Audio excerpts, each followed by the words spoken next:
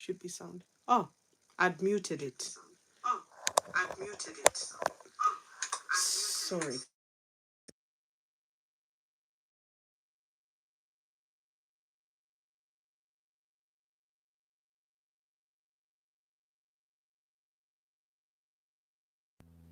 Yeah. Hello. Testing. Sound is coming. Yeah. Tuaha. Yeah. There we go. I can hear it. Yeah. I'm very sorry. I'm so sorry, guys. It happened yesterday. I was chatting for about 40 minutes when I discovered I wasn't even mute. I was muted. This recording, when you do a live, that's what happens. All right, let's start. Right. As the video suggested, what did I say it was called? Gosh, so disorganized today because it was late and I'm thinking, shall I come on live today? Shall I not? And here we are. We have you beautiful people, extremely beautiful, taking your time to even come and look at me, check me out. It's just a pleasure to have you here. Right, let us look at the title here. How is your evening? How was your day been, guys? I had some people here from Russia and I greeted them. Kat Dila is a local Korosho is fine, thank you. Oh, meaningful change, yeah. Right. Let's talk about let's talk about what's changing and the meaningful situations at this moment. But guys, please kindly can you like the video? Don't forget to subscribe and follow me. Don't just subscribe and you don't follow me. Right, I do have a hidden message here. And it is, ooh, kisses, Dustin. Thank you. Love. Thank you so much. Love you people. Oh, always a pleasure. Thank you. I love the love you people give me. Absolutely fantastic. I can't ask for more. You making me shy. Hello, how are you doing today? Aditi, I'm fine, thank you. I hope I'm saying your name well. Your name is Oluwadidi, right? Oluwadidi, but I'll just call you Didi. It just makes it easier, right, guys? This is not that Didi, the one who got arrested. Love, not this musician. This is someone else. Welcome to my channel, and we wanted to do a meaningful situation, and I'm very sorry I wasn't on point with my voice, with a sound. I hope you can hear it. Right. What I was saying is I've got apple juice, right?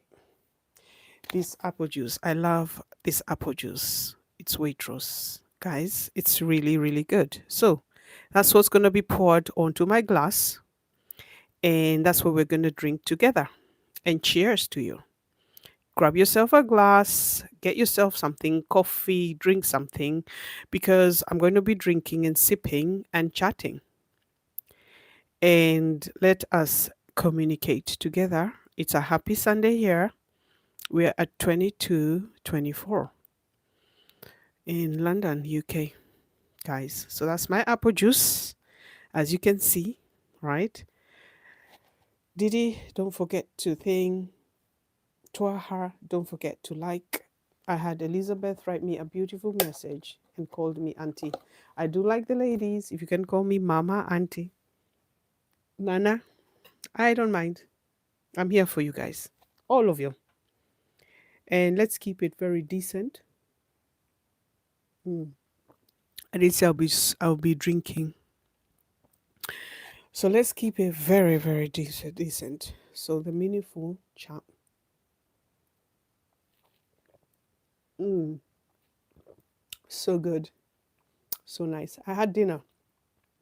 Sorry, I've painted my nails quickly just to be a bit representable because the blue was rubbing out, and I thought, let's just paint a pinky. You might see a bit of blue like that. It was coming out just to make it more representable to you. As Mama Nation. We've got Rocado. Hello, Rocado. How are you doing? How's everything? I've just come on. I'm just having some apple juice. It's not wine.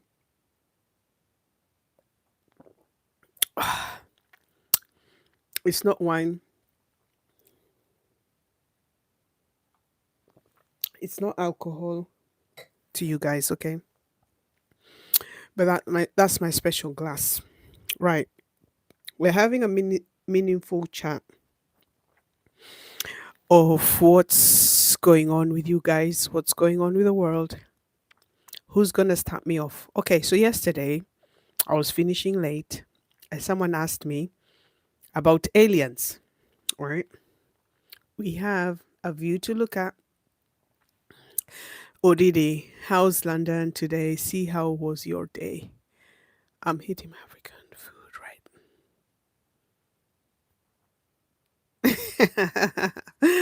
Odidi, stop it.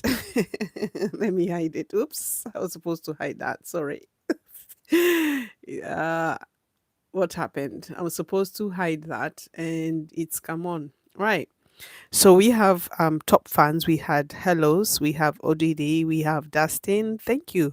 Oh, I can see your photos here.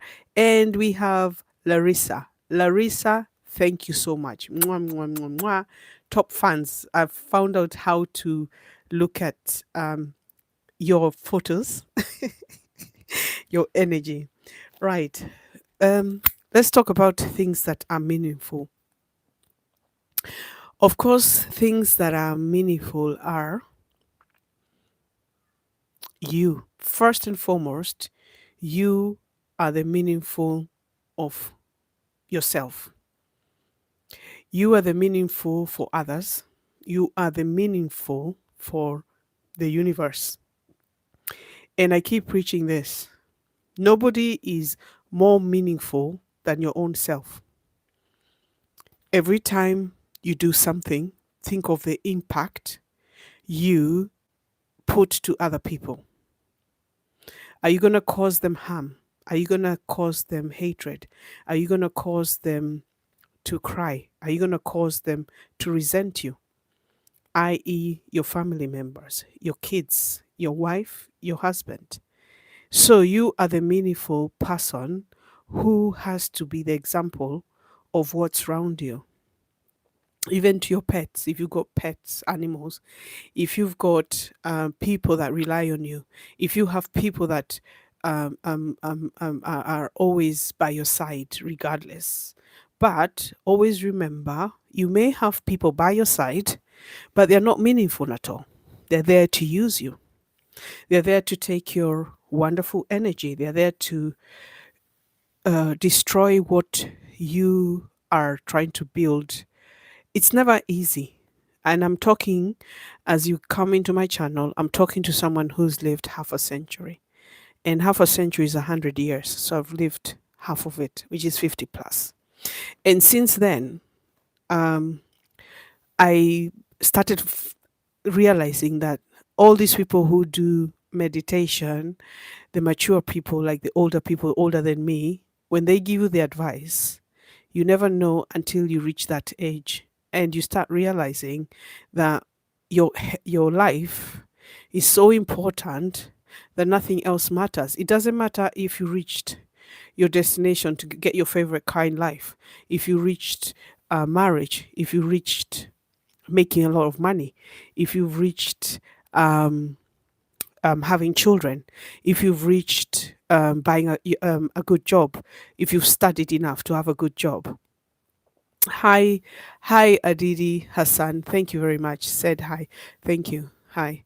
So the meaningful of everything now starts showing in your eyes. It starts showing as you as a person, and you actually cut out a lot of drama. You cut out a lot of things that are not making you happy. You're happy to lose friendship. You're happy to lose family members who want to constantly bring you down or argue with you over something that's irrelevant. You want to pursue yourself as a meaningful person. You want to surround yourself to people who understand you, who understand what your purpose is. They understand where you're heading. They don't have to confront you. They don't have to argue with you. They don't have to make you feel you're not worth. So most of the time, when you reach at an age like mine, you tend to realize what's so important.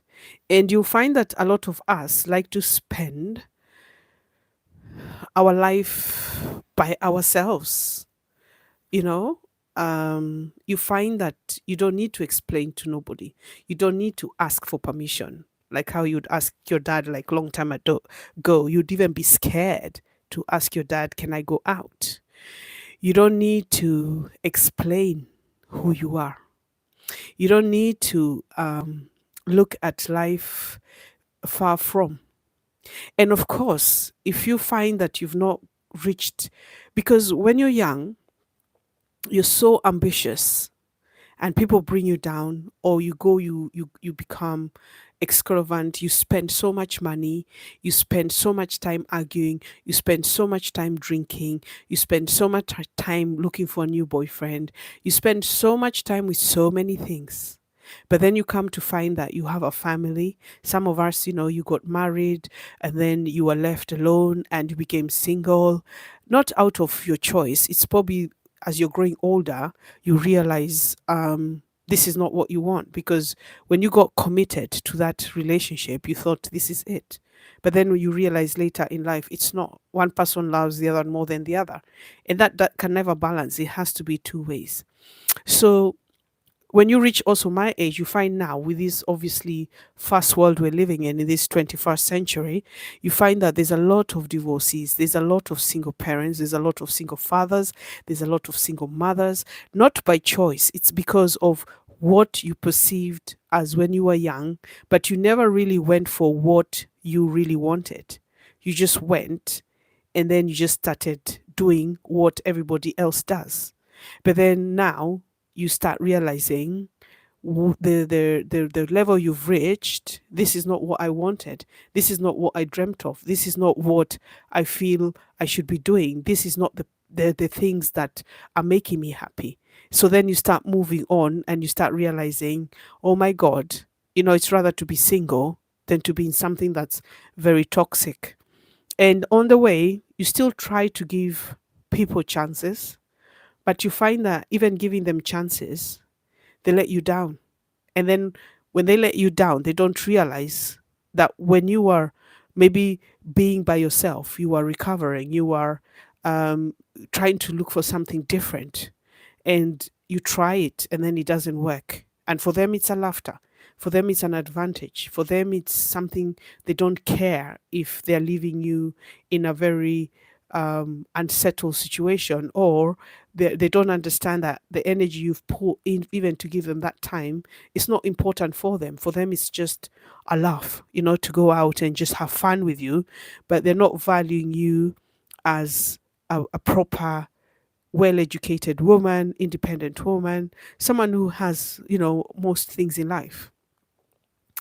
And then when you walk away, you start seeing them begging for you, or they start panicking because they realize, oh my God, what I had, I've just lost it, you know? But all in all, how I can say to you is you have to um, plan yourself in a stage where you are going to find what makes you happy. You cannot be in a situation now, especially with how the world is going, just be there. So when you're young, enjoy yourself. I tell everybody, man or woman, go out, enjoy, explore yourself, find out who you are, find out where you want to be. Because when we grew up, most of us, I'm sure the people also watching me, your parents told you, don't do this. Your parents told you, do that. Your parents said this. Your parents said that. But the reality is, did they really mean it, or were they just saying it? You know, it's something that you can argue with. It's something you can say, wow. But I remember very well We used to watch Dallas at night, and my dad was out. you know, that's why probably sometimes myself I like party after party, going out, enjoying myself. And when he used to come home, we had a long driveway. So when he used to come home, we had the big French windows as well in our house. When he used to come home, we would see the lights at the gate. So obviously the watchman would take time to open the gate, and they're sleepy, they're opening, he's coming in, and we would look at the square of the car. It was a Volvo, so it would be square of a car, and we knew it was my dad. And Dallas was out. I don't know if a lot of you remember Dallas. It used to come late at night, like midnight, 11 midnight, and at night. And because it was who like shot JR, the continuous. Of course, we used to watch Bobby and all that, and Swellen, and the Oilery family. I think I need to watch it again because it's like this thing, we were obsessed with it. So it was like who shot JR, right? And you're in the middle of it, you're glued to it, and then your dad comes home. We had to run and hide. And then when we ran and hide, we'd wait for him to go to sleep. Now we had the expensive wooden floor, right, guys? I'm not showing off, but I'm telling you the truth. We had not laminate floor. There's the wood, the real wood, that if water enters, it will plop up. So it was, squares like this, like that, and when you put it, it was like that. So it used to be in different shapes. So it was like that, like this, like that, in a long hallway corridor. And our rooms, so my dad's room was on the left, and our rooms were like at the back. So we all used to come out. So you'll find your brother is creeping, and if you stepped on one of that wooden which had come out, because we used to have a rain leaking, but when that wood came up, if you stepped on it, it would make a little noise, tick, and then my brothers knew how to jump and run. But then some of us, you just go with your heavy weight and you step on it, and your dad says, "Who's that?" And then you stop. And then you wait a little bit, then he sleeps, then you carry on. Now, when we reached our sitting room, so my dad's room was here. So we walked down the corridor, then went left, which was the dining room. And then we had a phone area, and then we had the sitting room. So the sitting room had two doors, like French doors, the ones of slits. So the French doors, the ones you see people opening like this, the wooden ones. So we had that. So one of it was broken, and the other door. So there were two of them. So it was a door here, then the lounge for the phone, and then the other door, and there was a toilet on the left. So when he opened, so when he opened this door, through the gap on the next door, we could see that he's opened it. So we're busy watching Who Shot JR again. And my dad just came slowly one time because we were so glued on the TV. He came, he opened the doors. We didn't even know he was there. We were just so glued on Who Shot JR. Switched on the light. So we had chandeliers. So there were like 4 or 5 switches or 6 to ignite these 2 lights we had. And we used to leave the French door open. So we just ran out. We have to tell the watchman, because we didn't have normal watchmen. We had government watchmen. So, and they have, guns, right? So we had to go and tell them that we're watching TV and we might run out through and run and climb up the stairs and come back down and then go to our bed and sleep. So we had a way we would climb up and down again. So that's why I can climb up places. I can climb up a ladder and jump. And people always ask me, how did you manage? When I go to the village and the woman's not opening the door, I jump through the gate and they're wondering, where did I come from? But cutting the story short, let's leave that story. So we're watching who shot JR. We've run. My dad's come. If you're caught, you're caned. Everything in that. And then he'll tell us the next day he's taking the TV to his room and he's sleeping all day. Remember, he's gone out. So he's sleeping all day. So we have no TV now. We have this small TV, you press the button. Bush, I don't know if you remember, you press the buttons. The aerials were like that. This was, early 80s. If you had a TV, you were of posh original family. Most people never had TVs. This is Kenya. We didn't have TVs, and it was like you had to have the aerials and you had to have the wiring coming. So it was so complicated long time. So anyway, so when he took the TV, we used to be upset. We had to beg him again, and he'll say, "Okay, take it." When he's watching football, we'll come and say, then when we sit with him, we go and sleep. But he only allowed that TV to stay because we watch football with him. And then we went to sleep, you know. Anyway, so I was saying, so when he used to take the TV away, of course I was angry. But becoming a mom, that's what I did with my kids. I used to be like, switch off the TV and that TV is mine. And I'll take it off the room. I don't take it off, but I threaten them. I'm going to take it off the room and you need to sleep and you need to go to bed and you need to study. So it's a circle. That's the thing I was coming to. It's a circle of what you do is you hate your parents because of what they're trying to help you achieve in life, but yet, when you have your own kids, you realize, wow, my dad was just trying to help us study. My dad was trying to make us reach a level of education. He wanted you to be proud. He wanted to be proud of us achieving the education. So, this conversation is what you do, Ododi. So, you like to party. I love party. Yes, I do. Or did I love partying after party? Why not? Life is too short. I love dancing. I'm a dancer. If you look at my channel there, you see me. Not There's some where I danced before, but I've not really danced a lot of dancing. But I do like dancing. I do know how to dance most different dances, salsa, the lot, you know. Anyway, so I was talking of like this conversation is about how you take yourself to other people, how you love other people, how you're gonna exhume your energy to other people. You're gonna learn how to appreciate. And as I said, when I reached this century, it's taught me a lot. It taught me, wow, like I've lived till this time. It's a miracle. It's a big miracle. We take it for granted. When we're young, we don't know. We don't know. But when you reach this age, you just start appreciating what life has given you. You appreciate. I've been a mother. I took advantage of my mother. I used to tell her, if you don't give me this, I'm going out. I'm not coming home. I used to make her worried. And when you're from African parents, they're worried you're going to get pregnant. You're going out of wedlock. They're worried so much for you that what the hell are you doing? But I didn't know that until I had my own children, until I knew the pain, until I knew what it felt like. And the saddest thing is, if you have a dispute with someone back home, and let's say your child, not me, I say God, thank you, but let's say your child has some kind of form of disability. It's such a stigma back home. They say you're cast. They say, oh, this. Someone can talk to you about your child.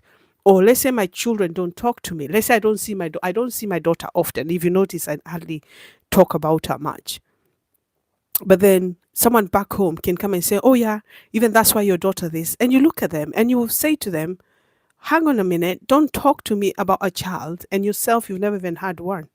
You've never had one and you're talking to me about a child. Shame on you.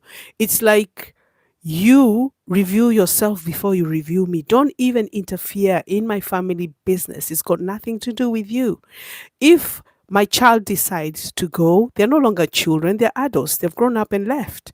If they decide to go and live their life and they don't visit me, what business is it of yours? My children visit me. My children phone me.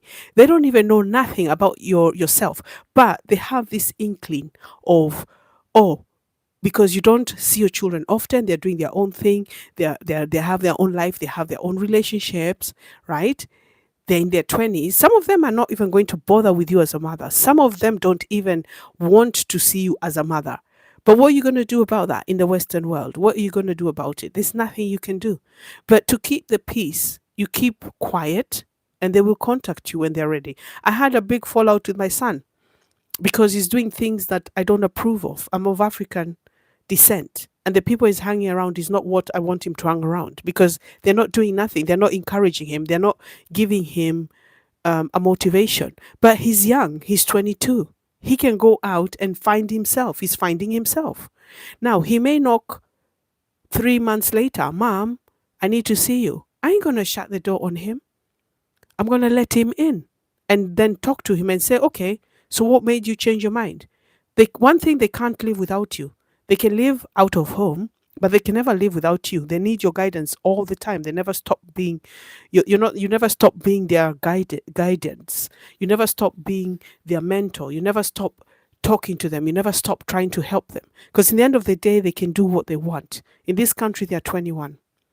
But you find someone of the family member who's not even blood. Let's say, example, they're married to my brother. So that sister-in-law, she's talking to me like as if she owns me and minding my business.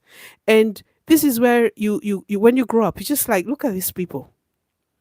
You yourself, you've never carried a child, and you want to tell me about my daughter as if she's yours.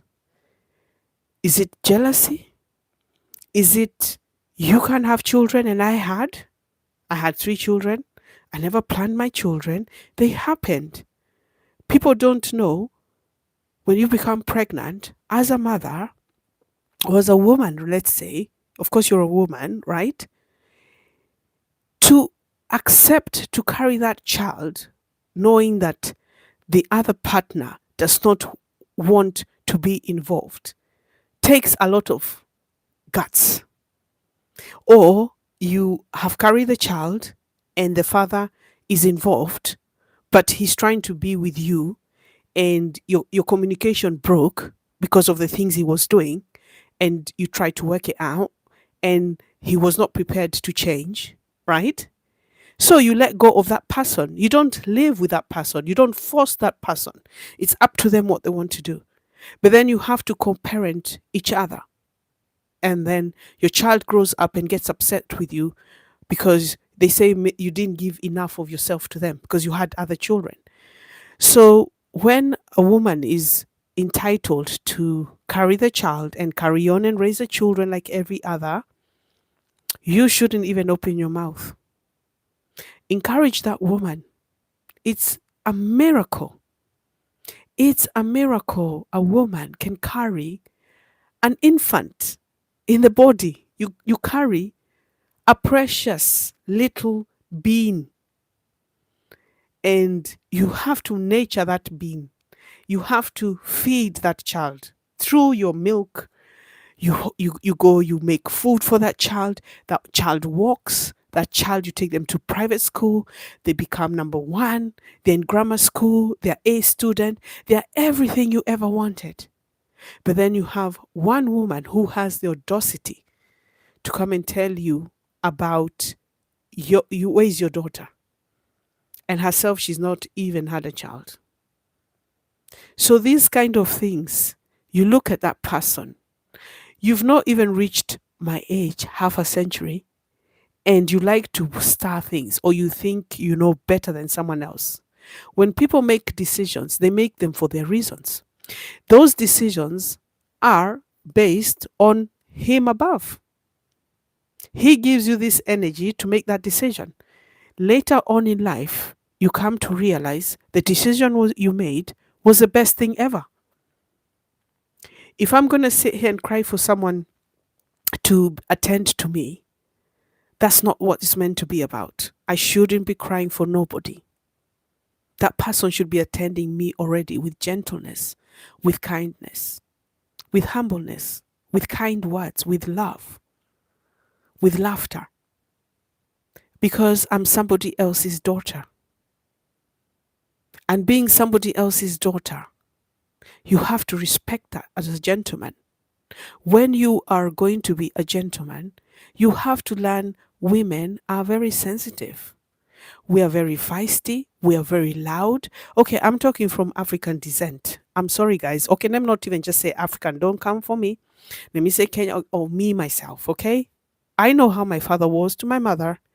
And those are the things that I said to myself, I will never endure from anybody. It don't matter how good you are. It don't matter how handsome you are. It doesn't matter what you can give me. The point is, when you met me, you found me to be somebody else's daughter, which my late father. Okay? So, humbleness comes a very far way.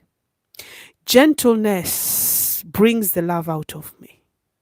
Kindness makes me love you even more. Power makes me adore you. Okay?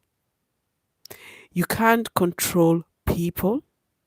You can't make somebody. You can't force anybody. You cannot try to be a violent dictator. All these things that some people do is unbelievable.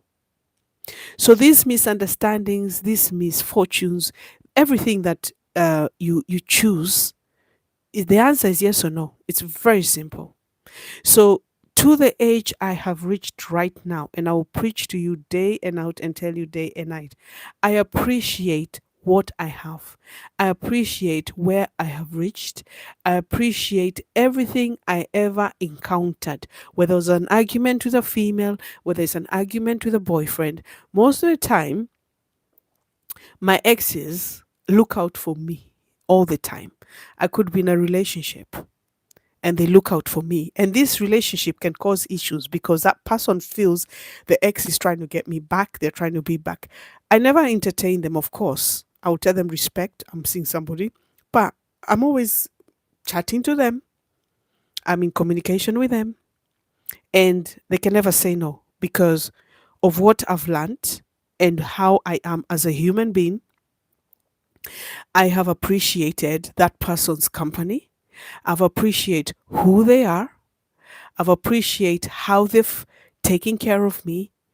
Maybe little bits and pieces here have changed because his thinking is different. I'm living here, he's living on the other side.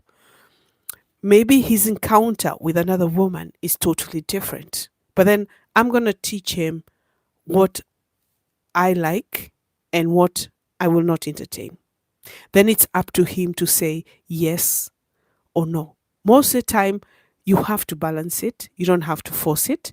Another time is you can work through them. You can talk. You can work out what's the best issue. Now, if it does not work out and you have tried every single corner, it's not meant to be. You can't force somebody to love you. You can't force that relationship. You have to quit it because you waste your years. And how I found that out was I was dating someone and my auntie came, and this relationship was quite nice, but the guy was very obsessed and not violent or anything, just did some things that I was scared. I was like, wow. It took me from my home. I was living in London and I had the two kids, the boy and the girl. They were not his. And we were drinking and he was decorating his house. And then he had bought the house, of course, for me and my children because he was single, but like, he bought a 3 bedroom. So my children had their rooms and we had ours. Brand new house, no problem. Very nice guy. We dated, we had a lot of fun. Of course, I was cooking, we drink wine, we play board games and stuff like that. And it was fantastic. I was just going into that.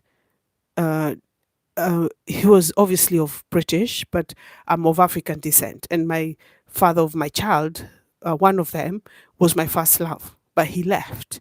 So he left me with a child. Then, of course, I dated someone else, and then I had a girl. So I was just obsessed because I had the dream girl that I ever wanted. Or it's not I dreamt about her, but you always said, oh, if only I could have a mixed race daughter, which I do have, which I am proud of, which I'm happy with. Anyway, so I got into the relationship and it was very nice. I remember his parents were a bit funny. He was dating a black girl and two children. We're known as single parents. Some parents are like, what are you doing with a single woman? Nowadays it's common, but before was like, mm-mm. Like, and then black as well. And they're like, this is not what we're expecting. But he had to fight for me. And they accepted eventually. I never got to meet them, but they accepted me. There was a time we were going to meet with each other. So my auntie came, she told me things like, what are you doing? Why are you with this guy? She doesn't see anything. She's my late auntie. She doesn't see anything. And, I shouldn't be with this kind of guy. I should be, how parents are. And, sometimes when I look back, I sort of regret listening to her because this was my life. This is not her life. This was my life, right? So I sort of did that and it put me in the soup. But anyway, so this guy picked me up from London and we were having a nice evening, spending the weekend together. He was decorating the house. Now we had had a wine. Now I was in that mode of, oh, I just want to just chill, maybe play those board games or go to bed, whatever we were doing. This guy was like, you need to come out with me now. We need to go to the shops and buy the paint. Of course, I was helping decorate the house. This is supposed to be our future house, right? But I was like, I don't want to go out now. I've got two kids. I'd had a little wine. I was feeling mellow. I did not want to go out. But this guy was like, you have to come with me. Now, that was a narcissist because he was controlling my situation at that time. I imagine you now as another gentleman seeing me in the shop with two little kids being high. And in this country, what they will do is take your kids away because they'll look, you're a drunkard mom and you're out with the two kids. And that was some time back. I wasn't drunk, but that's how it would be perceived. And he pushed it until we had a big argument. And I said to him, take me back home. I was 30 or 40 minutes away. I didn't know the area very well. And I was just like, take me home because I was not arguing with him. And he drove to a forest and he told me, get out of the car. My kids were 3 and 4 years old. Get out of the car. And I thought, what? I had to mellow down. I had to mellow down because I didn't know where I was. I had no money on me. My home was 40 minutes away. And I've got two kids, a boy and a girl. And that made me so scared. I've never felt insecure. I've never felt so crap. I've never felt, I don't know how I can say, but it taught me a lesson. Then we carried on our relationship. We had taken photographs and now we were splitting for good. And I said, can I have the photograph? And he refused. And I remember that time I did a blonde hair and it looked so nice and everything. We had beautiful photos. He had them. He refused to give them to me. I had a hardcover for my car. I had a convertible BMW. Had the hardcover in his garage. I collected that. But all in all, when I broke up with him, the kids cried. The kids cried. They were heartbroken. They were, I don't know what to say because they started seeing him as daddy. They cried. And from that time forward, I learned that no matter what, I'll never be in a situation where the man is going to power me and take over the kids. And that's the time now I knew I'll be single. Of course, I haven't been single. What I mean is like I was not going to cohabitate with somebody. If they were going to take me, they would have to come and live with me, or even living with someone was like a no, but I would date. That is when I learned I have two precious little children that need to be taken care of by the mama. And that was it. There was no room for me to entertain anybody and say to them, let's get married, let's have more children, let's do this. There was no room. I know people will say, oh, he was. No, but from that situation, I learned one thing. This is about my family, and it was about me as a mother to be responsible for those children, whether I had someone in my life or I didn't have someone in my life. And that took me to a different level where I became protective, where I took care of my children. And these are meaningful things, I'm telling you. And for that person to do that, was it a malicious? I wish I could see them again and ask them, why would you do that? And now with this century age of mine, this is a time I would question someone, why would you do that? There's no physical fighting, there's no explanation. Just explain to me why you do it. This is where I'm trying to say meaningful things to your life is you have to find a ground. And if it's not working out, don't push it. Don't expect it. Don't ask for it. Don't even entertain it. Let go. Don't hang on to someone because you think you own them. Don't hang on to this person because they're giving you something you never got before. You can get it for everybody comes differently. Every man is differently shaped. Every woman is differently shaped. Let me tell you, when you find the right person, you will click. Some of these things you don't need to do certain things. Some you don't need to argue. You don't need to ask. Trust is the most important thing. And when you trust someone and they let you down, like this guy took me to the forest, the trust went. It was not working out. It doesn't matter how sorry he was. He put me in a vulnerable situation. Mind you, he never let go of me. He never let me go. He came back. I had to mellow down. We talked in the car. I said, okay, just take me back to your place. But that was like a forced situation. And guess what? It never even moved to where it was supposed to be. And then you go through other things and then you realize this is not working out. You look back on it. Of course, you look back on it and you ask yourself, what was the meaningfulness of it? There was nothing. I think it was just a phase. It was a phase. You're single, you have two kids with you, you just want to have entertainment with someone, you give them a chance. We clicked. Nothing was wrong with the relationship. It was just he was too much. He wanted to control me because he was providing for me a house with the kids. But guess what? I moved on. I bought my own. And it was like it happened and I got my own. I didn't need his. So that's what I can say to you. And I think he got a shock as well because I bought next to where he was. It wasn't like I planned it, but the property at that time was something that we could buy, and I did. And I didn't live in his, and mine was bigger than his. So sometimes in life, you don't know what's planned for you. Cutting the story short, he had moved out. I never saw him again, and it was okay. I moved on.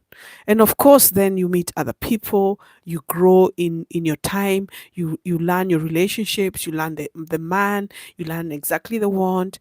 But the most important thing was to protect my kids. So that's all I can say. A meaningful life in I'm giving you a story. I love telling you a story because I'm telling you from stuff that it's happened to me. I cannot talk of things that are not, but this is not about me. It's about the advice I would give you as being someone in maturity. And guys, please don't forget to give it a thumbs up and subscribe, and you can follow me. I'll be here Saturdays and Sundays. I do preach sometimes about the Lord or prayer. I do prayers if you want prayers. I also give advice to ladies. I give advice to gentlemen. And I'm not an expert. And please don't come for me. My channel is subtle. Leave me alone. Let me speak my truth. Let me speak my experience. Let me speak me as Pen Mama Nation. Because some of you come to social media and you start, oh, but this, come on now, just grow up. We are grown ups here. If you're 21 plus, my channel says it's not for kids. So if you read there, it says, do you want for kids? If you want me to put for the kids, you tell me, I will tick it for the kids. But then if I do for the kids, the channel will not be monetized, which means I will not make my money. I'm here to obviously grow the channel to allow me to move back to Africa and have a sort of income that I don't need to struggle or think, because I'm here now, I'm working, so I get my income. But when I go back, I won't have the income. So if you're going to be a child and immaturity and start telling me off here or putting bad comments or things that are irrelevant to me, kindly type it somewhere else. Stop wasting your bundles. Stop wasting your time and your keyboard and your hands. You're spoiling your hands by typing. I'm not going to be aggressive, but I'm just letting you know. Channel is not for kids. We are maturity. Have your opinion. Tell me, okay, I think that one you said is slightly wrong. Fine, I'll accept that. But abuse, which I hardly get, but if you're going to write here about negativity, I'm not interested. I'm not here for that. I'm a very positive person. And me, I love myself. Okay. I have always loved myself. I've always taken care of myself. Even at night, have a bath. Guys, I have a bath. I wash 3 times with 3 different soaps just to give myself that comfort. I have the sugar scrub. I've got the Dove scrub, which you wash under your armpits. And I've got the Palmolive just for my soft, nice skin. Right. Let me read some comments here. Let me go, not go to appreciate you. Thank you so much. Sango, Lori, thank you so much. I also appreciate you. We have Cynthia. Cynthia, hello to you. We have Pluman. How beautiful. Thank you. We have Maxime. I saw you yesterday live streaming. Of course, I'm always here Saturday, Sunday. Hi, Maxi. You're always good. You came on and off, but you didn't even tell me you couldn't hear me and you let me speak. So, I've already subscribed to your channel, YouTube, so we have to talk after service. Aditi, thank you so much. Always a pleasure. So, I'm just giving people an insight. Guys, don't forget when you come here. Cynthia, thank you so much. I hope you had a beautiful day today. I hope all you beautiful people are so good. We have Ricardo who says hello. We have Tawa, Tawa. Yeah, Tawa. How are you? And thank you for joining me.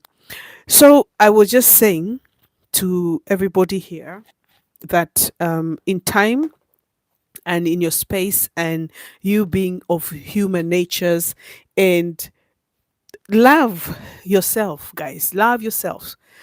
I've got this is a Kenyan phone. I've got too many Kenyan phones. I'm trying to look. Let's see if there are any missed calls. No.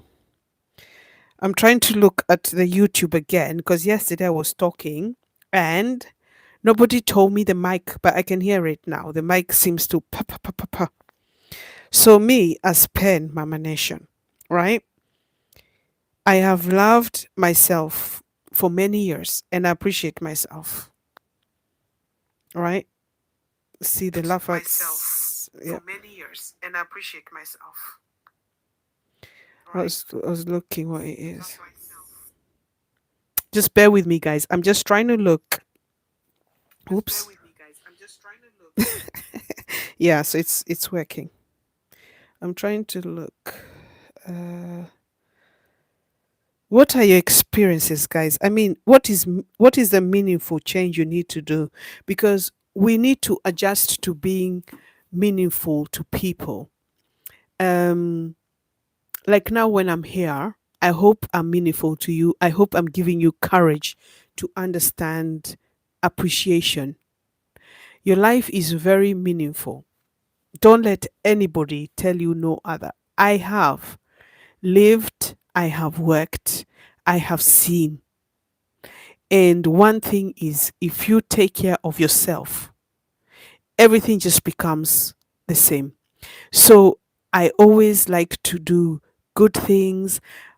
People say they like nice things. What is nice things?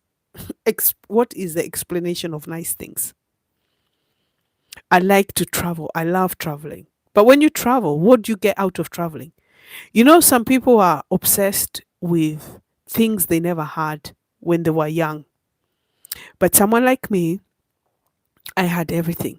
I was given everything.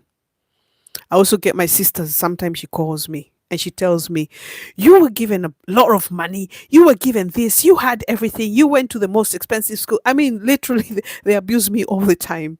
But when I hear them, it's like they're angry. What are you angry for? It was my time. I was chosen. I'm the chosen one. You cannot penalize a sister who, in fact, if anything, you should say, thank God my parents were able to do that for me. Forget you now, for me, for me, me, right? But why was I the one chosen? It's because when you're born, your destiny is there. Your destiny is there. I'm sitting here, I'm preaching to you. Once upon a time, would I have thought I'll be doing this? No. There are many things in life where you can't explain. You can't tell people. Some people never understand why you are the destiny, why you are chosen. Like a saint. I would say I told someone the other day, I'm like a saint. I can personify something. Okay, I cannot tell you tomorrow what's gonna happen, but I can see things before they happen. So I can mention to someone, oh, the other day I saw this guy maybe fall off his bike. Within a few seconds, I'm telling that person, you will see someone falling off the bike. What do you call that? Some people are scared of me. I say, this happens, and it happens in a few seconds of I telling that person. Now, I can be having a conversation with you right now, and something might happen to you right now. I can't see that. That's not what I'm saying. It's a daily thing. Like my hand will itch me, itch me, itch me, itch me. I'm like, I don't have money. I've been paid, right? Next minute, I get a phone call. Oh, we've shared dad's inheritance. You got this money coming through, and I'm like, hey. And then when I tell people, they're like, what? Anyway, so how can I say? Um, find a meaningful moment. Another thing I must say to you guys is, please go and check me out on the videos, right? I've gone back to my old time me. I used to roller skate when I was young. I play the piano. Now I'm going to tell you stuff about me. Who is here? Caroline. Hello, Caroline. Hello, ma'am. How are you, Caroline? How is things? Where are you from? Guys, can you kindly think? Metabra, because they can't afford. Okay. Like, look, guys, please, just because I'm living in diaspora, we also cannot afford. We're in the same boat. It's just, what do you prioritize stuff? Nigeria. Caroline, thank you. Welcome. You're from Nigeria. We have Odidi from Nigeria as well. Guys, I'm so pleasured. I've never been to Nigeria, but one of these days I want to travel. I will try and I want to do the continent, motherland continent, from the top to the south when I'm free. This is why I want to go home. I want to be free and just say I'm traveling to this country. I'm going to this country. And so I need to do it in blocks, like go to West Africa and then just do that West Africa in maybe 1 week or 2 week, 1.5 weeks, go North Africa, do that one like that. So spend about 3 weeks traveling the whole continent. That's my thing. So we have Cynthia. Hello, Cynthia. How are you? St. Vincent and the Grenadians Caribbean. Yes, I do. I've heard of St. Vincent. And hello, Cynthia. Welcome, welcome. I'm Pen and I'm from Nairobi, Kenya. Have you heard of it? And yeah, welcome. I hope, Cynthia, you've subscribed to my channel and like, guys. Also like. This goes to a wider audience. Right. I'm not full of drama.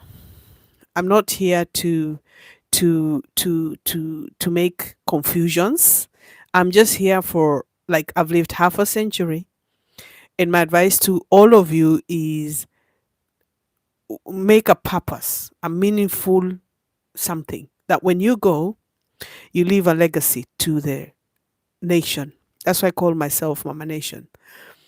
My kind of thing is, I know the Caribbean islands had, what do you call it? Um, Hurricanes, and you were all affected. I have a friend, I met her twins. There's a video here, you can see her. And I'm very sorry, friend, you did write to me for contributions. But what I wanted to do is, I want this channel to get monetized. And one day, once it's monetized, of course, then the contributions can come. But I cannot use the channel now to ask people to contribute because I don't have the platform yet. So this is one thing I will tell people. But my contribution will come. You're not forgotten. I just want to apologize. I've not had time. And guys, please, when you ask me to do something, just remember I work 5 days a week and I do 15 hours a day. That's most of my time. And the weekend comes as well. I do a little bit here and here and here. And I don't have the free time. And this is why I come on live. Because when I come home, I come on live now. It's because after all everything I've done, this is a free time I have. And sometimes I'm obviously laying down. I need to rest because if I don't get rest, Monday morning I'll be very tired, which is not good for my job. I have to be heads up, hands on, straight up, and I'm done. So, Cynthia, thank you so much. Caroline, for me, thank you. Mama, for Mama, thank you. I love you, people. I appreciate you. Thank you even for tuning in and listening to me. It's a pleasure to have you here. It's a pleasure. It's a Sunday here. It's 11:17. So we were talking of a meaningful situation. Um, be an example. I want to leave a legacy. So I want to go to Kenya. I call myself Pen Mama Nation because I want to contribute to the community 100%.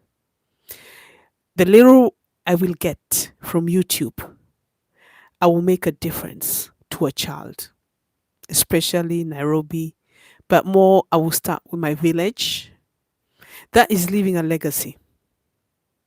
One day you guys will see and you will say, she said it, and you will see it. So these are one of the things I'm doing. And that's why Odidi, I don't really want to be in a situation where I have to travel to other people's countries. I want to just focus on my country. Of course, other people's country you visit and learn the culture, what they eat. I'm not being ignorant. I'm just letting you know. And I've had children, and there's a lot of children that go through a lot: physical abuse, sexual abuse, so many things. I don't want to say too much because of YouTube guidelines. They'll come and start filtering these things. If I can make a difference for one child, that will make me happy. And this is where it comes to your empowerment or your meaningfulness of your life. Because I feel, I wouldn't say blessed. I see people always saying, I'm blessed, I'm blessed, I'm blessed. This, you can be blessed by someone giving you something. But God cannot bless one and not bless the other. It doesn't work that way. This is what I'm saying. Maturity, and I'm getting close to God, He's talking to me, is to educate people. One cannot be suffering and the other one is not, and the other one has. Okay? Just think about it. So I come and tell people, I'm blessed, I'm blessed, I'm blessed. I'm in the UK, I'm blessed, I'm blessed, I'm blessed. It's nonsense. It's nonsense because I lost 35 years of my mother, as in living with her, being with her, taking an aeroplane to see my mother for a moment is through my hard work, it's through my determination, it's through the woman that I love. If I didn't love my mother, I wouldn't be traveling. I won't be having a job that will make it possible for me to travel. But I put it in prayers. I ask God to give me the strength. I don't ask God to bless me. He does bless me, but I don't ask Him to bless me. It can be a blessing. It is a connection. It is how you feel. It is what's important to you. It's the meaningful of this video of what I'm trying to say. If you love somebody, you will do anything it takes for you to see that person. Some people come here, they get caught up with this life. You buy your car, you buy your house, you get into debt, you can't afford it, you lose it, you drink, you get kicked out, you look for someone to live off. A man looks for a woman to live with, or a woman looks for a man to live with. And you carry on that circle of a chain. But then you say, I'm blessed to be in the UK. While your mom back home does not have anything. So ask yourself, you've been given a chance to go to a different country where you can make a little something and make sure back home the people that are there are taken care of. But let's put it this way. You can give up back home because you say another nation is coming for a better life. Everyone comes for a better life.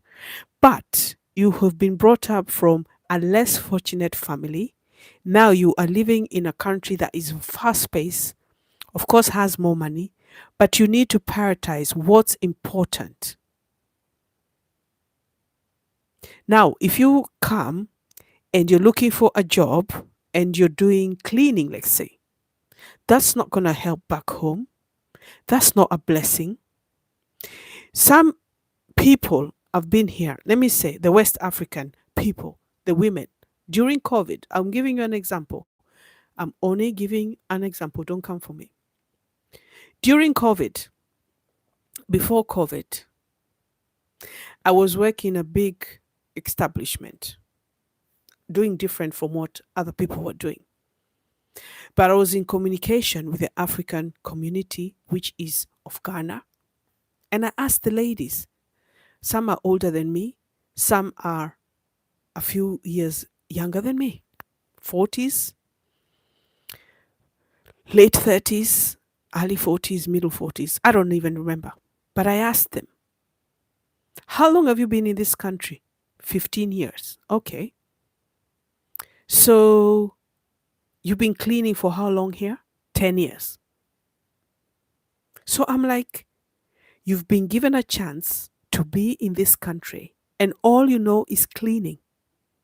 Your English is not brushed up. You can hardly read. You can hardly understand the law. Some people left Italy to come to the UK because they were told there's going to be a pension. And I said to them, what? Who told you you're going to get a pension? You need to work here for over 10 years continuously before even they'll look at giving you a pension. And that man was so shocked. He was from Libya. He was so shocked. I said, yeah, you've wasted your time. You've left Italy to come to the UK because you think you're going to get a pension. How does that work? That guy had feet trouble, but I don't want to go too detailed because it's not fair. It's his story, but the ladies are the ones I was talking about. So I said to them, haven't you never thought of going to school? Even go and do auxiliary nurse means you help out in the hospital. Because that's an education. That is moving up. Then you can do RGN. RGN is a registered nurse who gives tablets to the old people who require maybe for dementia, all these things that happen, dementia, Alzheimer's. They need, some people just take medication because they need to balance this, you know, that kind of thing. That's known as a registered, and they pay quite well. It's quite an established big time money. but they have never bothered. Most of them don't even have a British passport. They might have been given visas to stay or they have leave to remain. Then I asked them, haven't you never been home? No, I've never seen my mom. Since I came, I've never seen my mom. And then you look at them, they're sick all the time. They are not 100% in their 50s. One, yeah, I was like, what's up? I'm sick. Then I'm thinking, because you don't step in the ancestors' land. You need to step into the ancestors' land.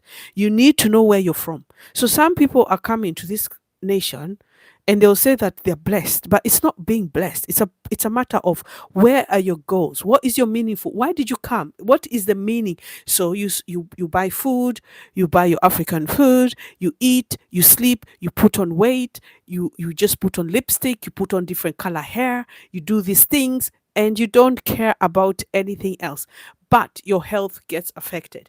So as soon as I said this, which I'm telling you guys that prophesy in a way, as soon as I told them this, COVID hit. And guess what happened? They were made redundant. So when I was having this conversation, I was passing them on a message without me realizing. I see them. And I'm like, there was one who told me, oh, I don't know what I'm going to do. I'm going to work here. I told her that hospital is not good. Go to this hospital. She did exactly what I told her. Guess what? She's still there till today, that when she sees me, she waves at me. She says hello to me. They hug me. They say, thank you so much. I told her, because that hospital is better than that one. And that hospital is near my hometown. So she was so happy.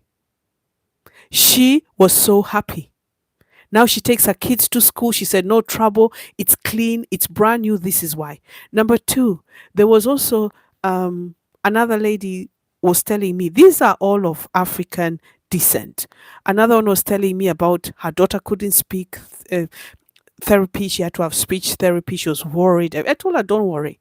The other day I said, hi, thing. She told me, mom, you told me everything. I said, give up dating. Look after your daughter. One day, life will be easy. You'll be dropping her to school. You'll be working. She used to run. She takes a taxi, go to pick the kid up. Guess what? I saw her the other day. She was like, ma'am, I'm so happy.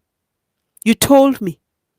And this is the things that are meaningful. So when you touch somebody, when you encourage people, these are meaningful for them.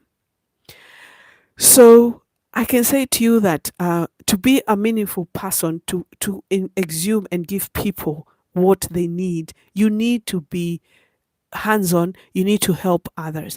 But remember, of course, you'll be blessed. Of course, you have something different, but you have to focus to the goal. You have to focus to the end. You have to know the meaning. And guys, women, please, please, please, when you reach half a century, your body does not function like before. Your mood is not like before. Your everything you were when you were young is not like before. So focus. And men, take it easy when you meet women of this age.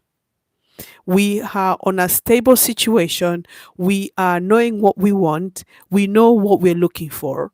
And we know what we need. So when you meet us, you take it easy. Women, take it easy. Guys, I can only advise you to be a meaningful person. And also, stop looking at other people. People just come of diaspora. Oh, I have no money. I have no money. Money does not mean anything. You can have money. Just find a form, a way. Stop trying to rely on someone else who is maybe in a better position than you. They're also going through their own thing. Don't forget, the more I have, the more expense I have also. The less I have, the less my expense. So, what makes you think I have extra money to give you just because I'm living in diaspora? That's your question.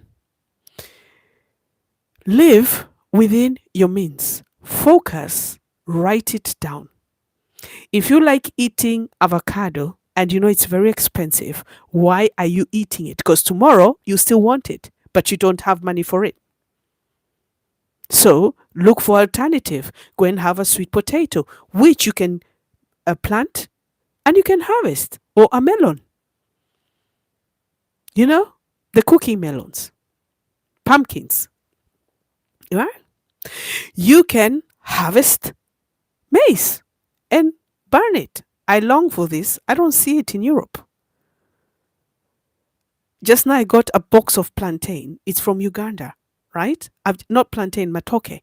I've literally boiled. Half the thing is getting rotten. I need to keep boiling them, which I'll come back tomorrow and finish the rest. Boil, boil, boil.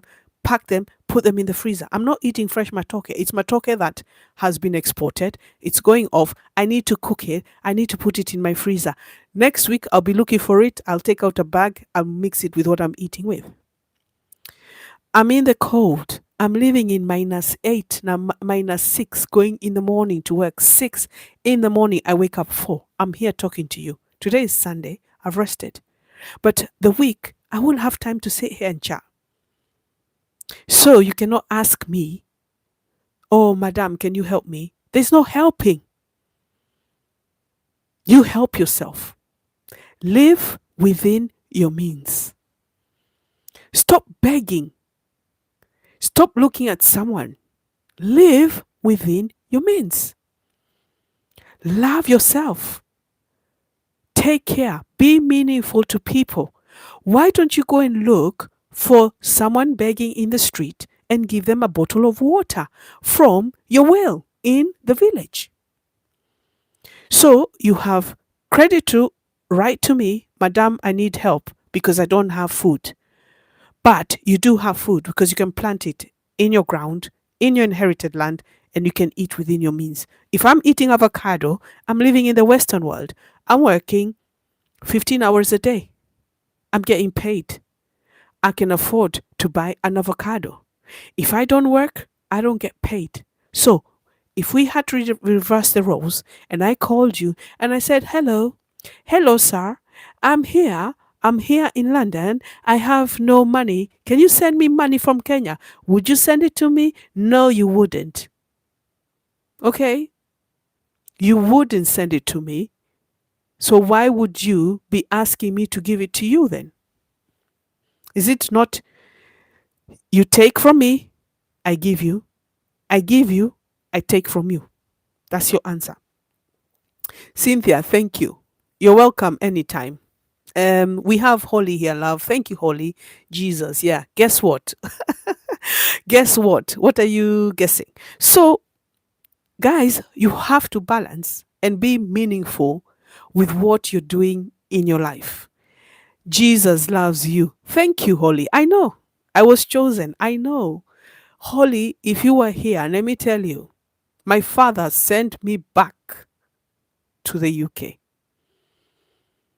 And when he did that, it makes a lot of sense now. It made me grow. And I'm going to grow and I will be bigger than you guys think. I'm telling you now. I'm ready. When I enter Kenya, I'm ready. When I mean enter, not visiting, living, you'll be shocked. You'll be like Mama Nation used to talk. Let's not talk about that. It's taken me years. It's taken me time. But with maturity in me, it has taught me the purpose of what Jesus, God, has done. I am a testimony of so many things. Holy, Jesus died on the cross and rose on the third day, so you could be forgiven and be saved from hell and go to heaven and live with him forever. Yes, I know. But what I'm also saying is, Holly, kindly please go to the other live videos. I have been praying there. I have been praying for everybody. There are videos of prayers I've done. Some of them, my son is praying for me. I used to write for him and he would pray. So have a look at my channel on some videos of God, and there's some videos I have prayed. The live ones, the last 2 weekends, I have done prayers. But today I'm writing today, I'm giving the motivation to some people who have lost their meaningfulness, who are not finding themselves meaningful. I'm trying to tell people everybody is equal and everybody is one. I'm no different from anybody, but we think differently. we do things differently. We have different reasons, we have different purposes, we do things totally different. But at the same time, we sit here, you're watching me, you're listening to me. It means that you are also special because you're giving me the motivation to also inspire you. You're also inspiring me. The reason I say my name is Mama Nation is are my initials, PMN. Just gather that. PMN. I was born with those initials. Okay. So pen, mama means the world. Mother is a mother is for the world. Always. Even father, when we say, oh, father. But a mom holds everything. A mom gives everything. A mom puts the family together. A mom holds a family together. I'm not saying now when a woman has gone to go and have an affair or whatever, whatever. I'm talking of the purpose of a woman, Mary. Mary, who gave us Jesus. That's what people forget. Mary came into the life of us, but gave us Jesus to die for our sins. So don't forget that. We say Jesus all the time, but we forget to say about Mary. She was a mother, right? To Jesus. Now, N is nation. Nation means the world. Because I'm a woman for the world. I know it.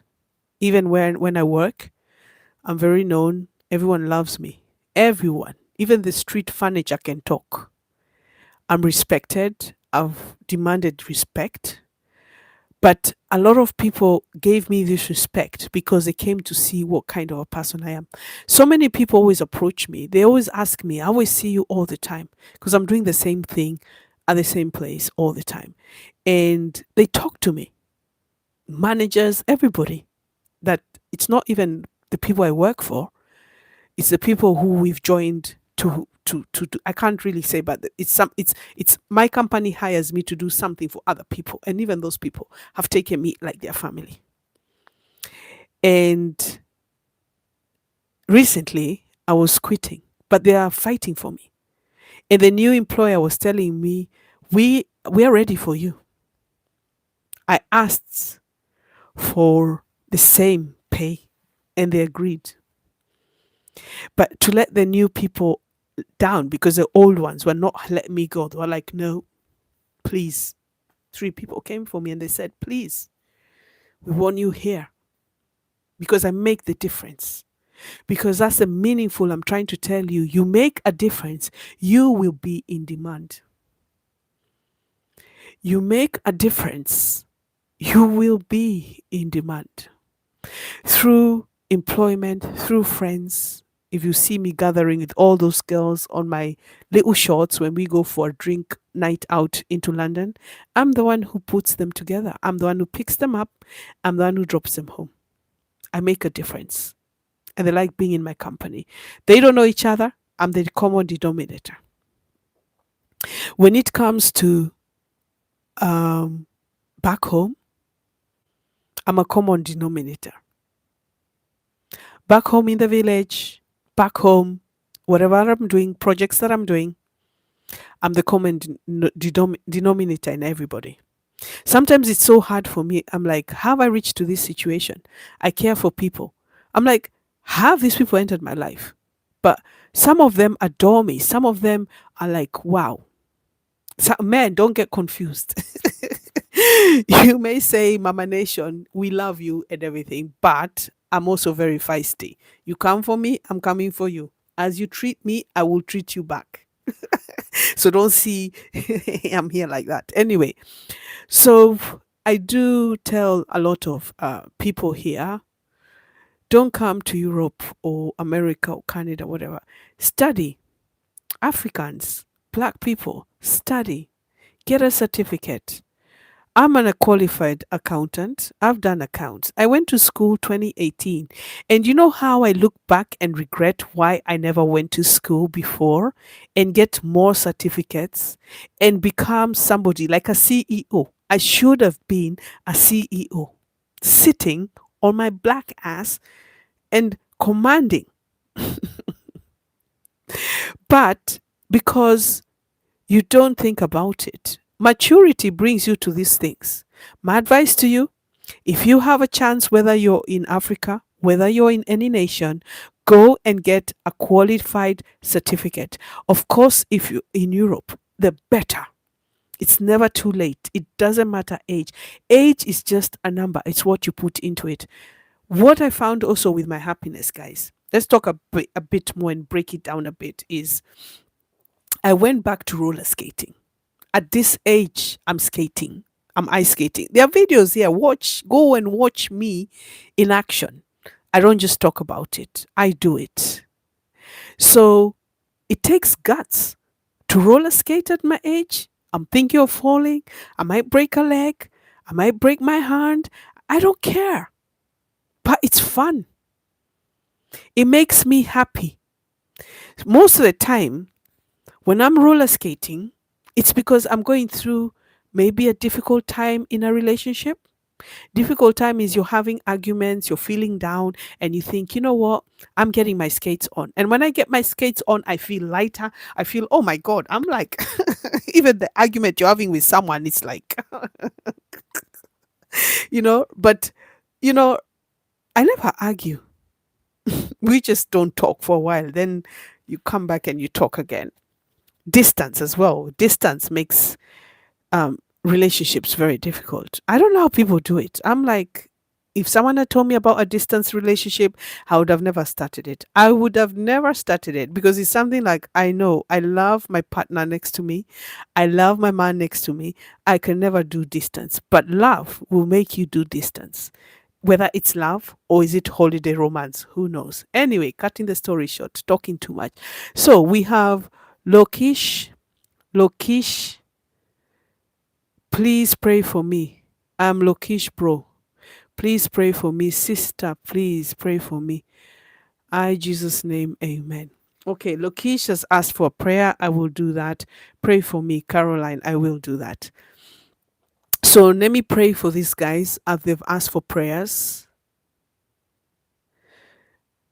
Lokish and Caroline.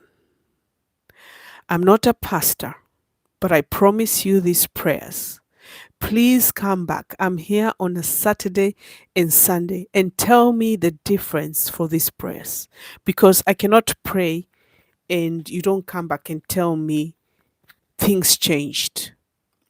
I don't know what you're going through, but I know you probably need these prayers because maybe you need encouragement, you need a change. So I'm going to do for a change.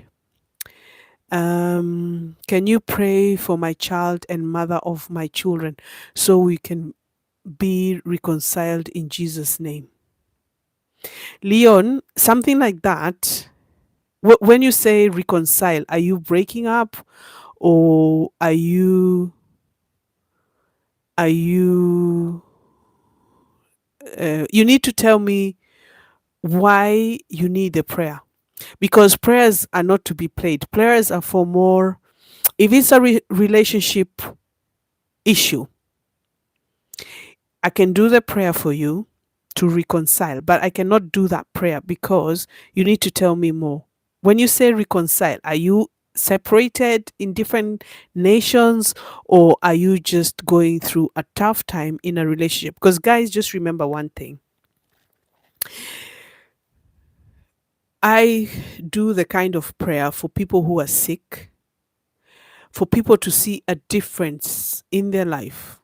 If you have a relationship and you're going through a tough time, this is not something that you pray for. This is something you can sort out. I don't know if you understand what I mean, because it's like praying to God and saying, I want money now. How does that work? It can't. You might never get that money you're praying for, because why would some people have money and some people will not have money? But it's not about, God says you help yourself, and you help yourself and he will help you. When I pray to God, I ask him for strength. I ask him to give me one more chance to see my mom. I ask him to help my children. Whether it being they're going through a tough time and I don't know, I'm praying for their help, for to help them to see it through. And things happen and they come and tell me, Mom, like my son wanted a van. His van broke down. And I've been praying for him. And all of a sudden, he went and bought a van, like on credit. And he has another account, credit, but he couldn't get the van on finance, we call it, right? But he got it because I'm down on my knees. I'm praying for him. And I'm praying every Sunday for God to help my children. I'm not praying to God, help my son get a van. Do you see the difference? What I'm trying to say?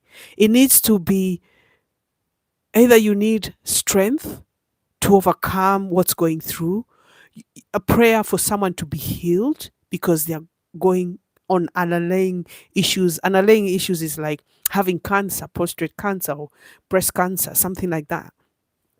Say hi.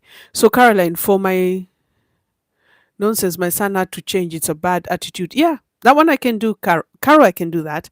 Max, you back. Max goes and comes back. Welcome back, Max. I'm used to you. Oh, we are separated. Okay, let's do this, Lee. Um, I will do it, and you also need to do it, and you need to work your differences because why did you come to separation? Why did you come to separation in the first place? You see, Lee, if you upset a woman and she's decided to separate from you and take your child with you, what did you do to her? Sometimes you as a man have to tone it down. Don't beg for her. Give her space. Maybe she needs this space. You might come together and it gets worse than ever. Why don't you just give yourself space? I will pray that you two can have a conversation. But if you know what I'm trying to say, because when what you're asking me, it's beyond me. You, Lee, have to look. What did you do to make this separation happen? Now, my advice to you as a man is give her space because they say sometimes absence makes the heart grow fonder.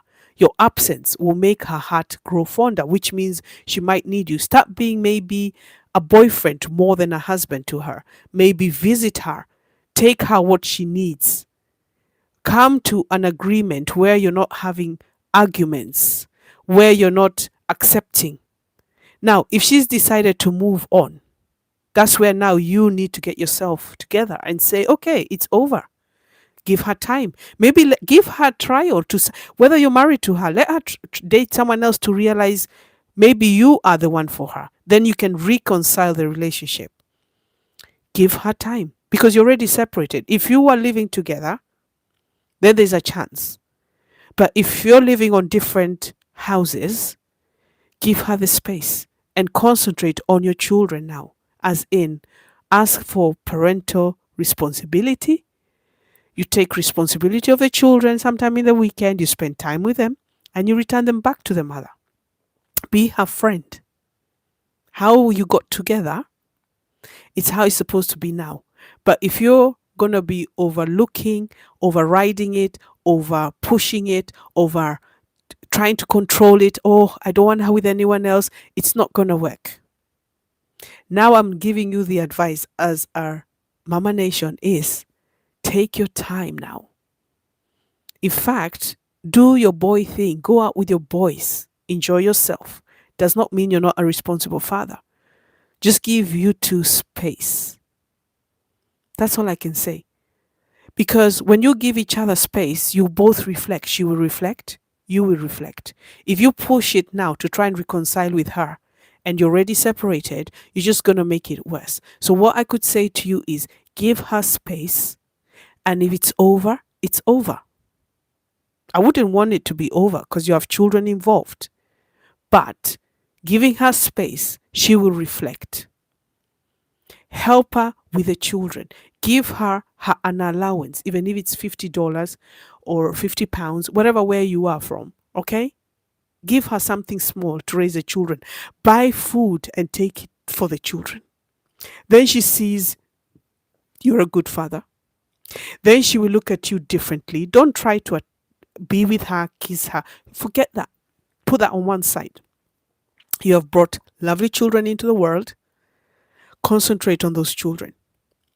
Your relationship will come back together if it's meant to be together. But I will pray for it. So I'm going to do that prayer. So we have Lee. You've asked me about your children, which I'll do. Leon. It's Leon. Leo. Leo, I will do that. And then we have Maxi. Hello, you always come back. We have Caroline for none of my sadness. Yeah, it's a bad attitude. Don't worry, Caroline. I'll do that. And we have Sherry who says hi. So we have. I need to remember the name. So um we have Caroline whose son is giving her a hard time, and we have Leo whose separation, and there was someone else who said they needed prayers. Yeah, so we have Lokisha. Yeah. Lokish.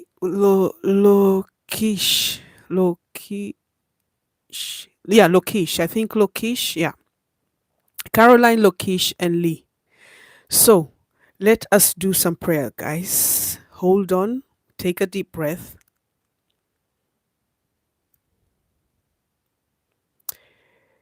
And let's put our heads together. Take a moment. And we're going to do these prayers.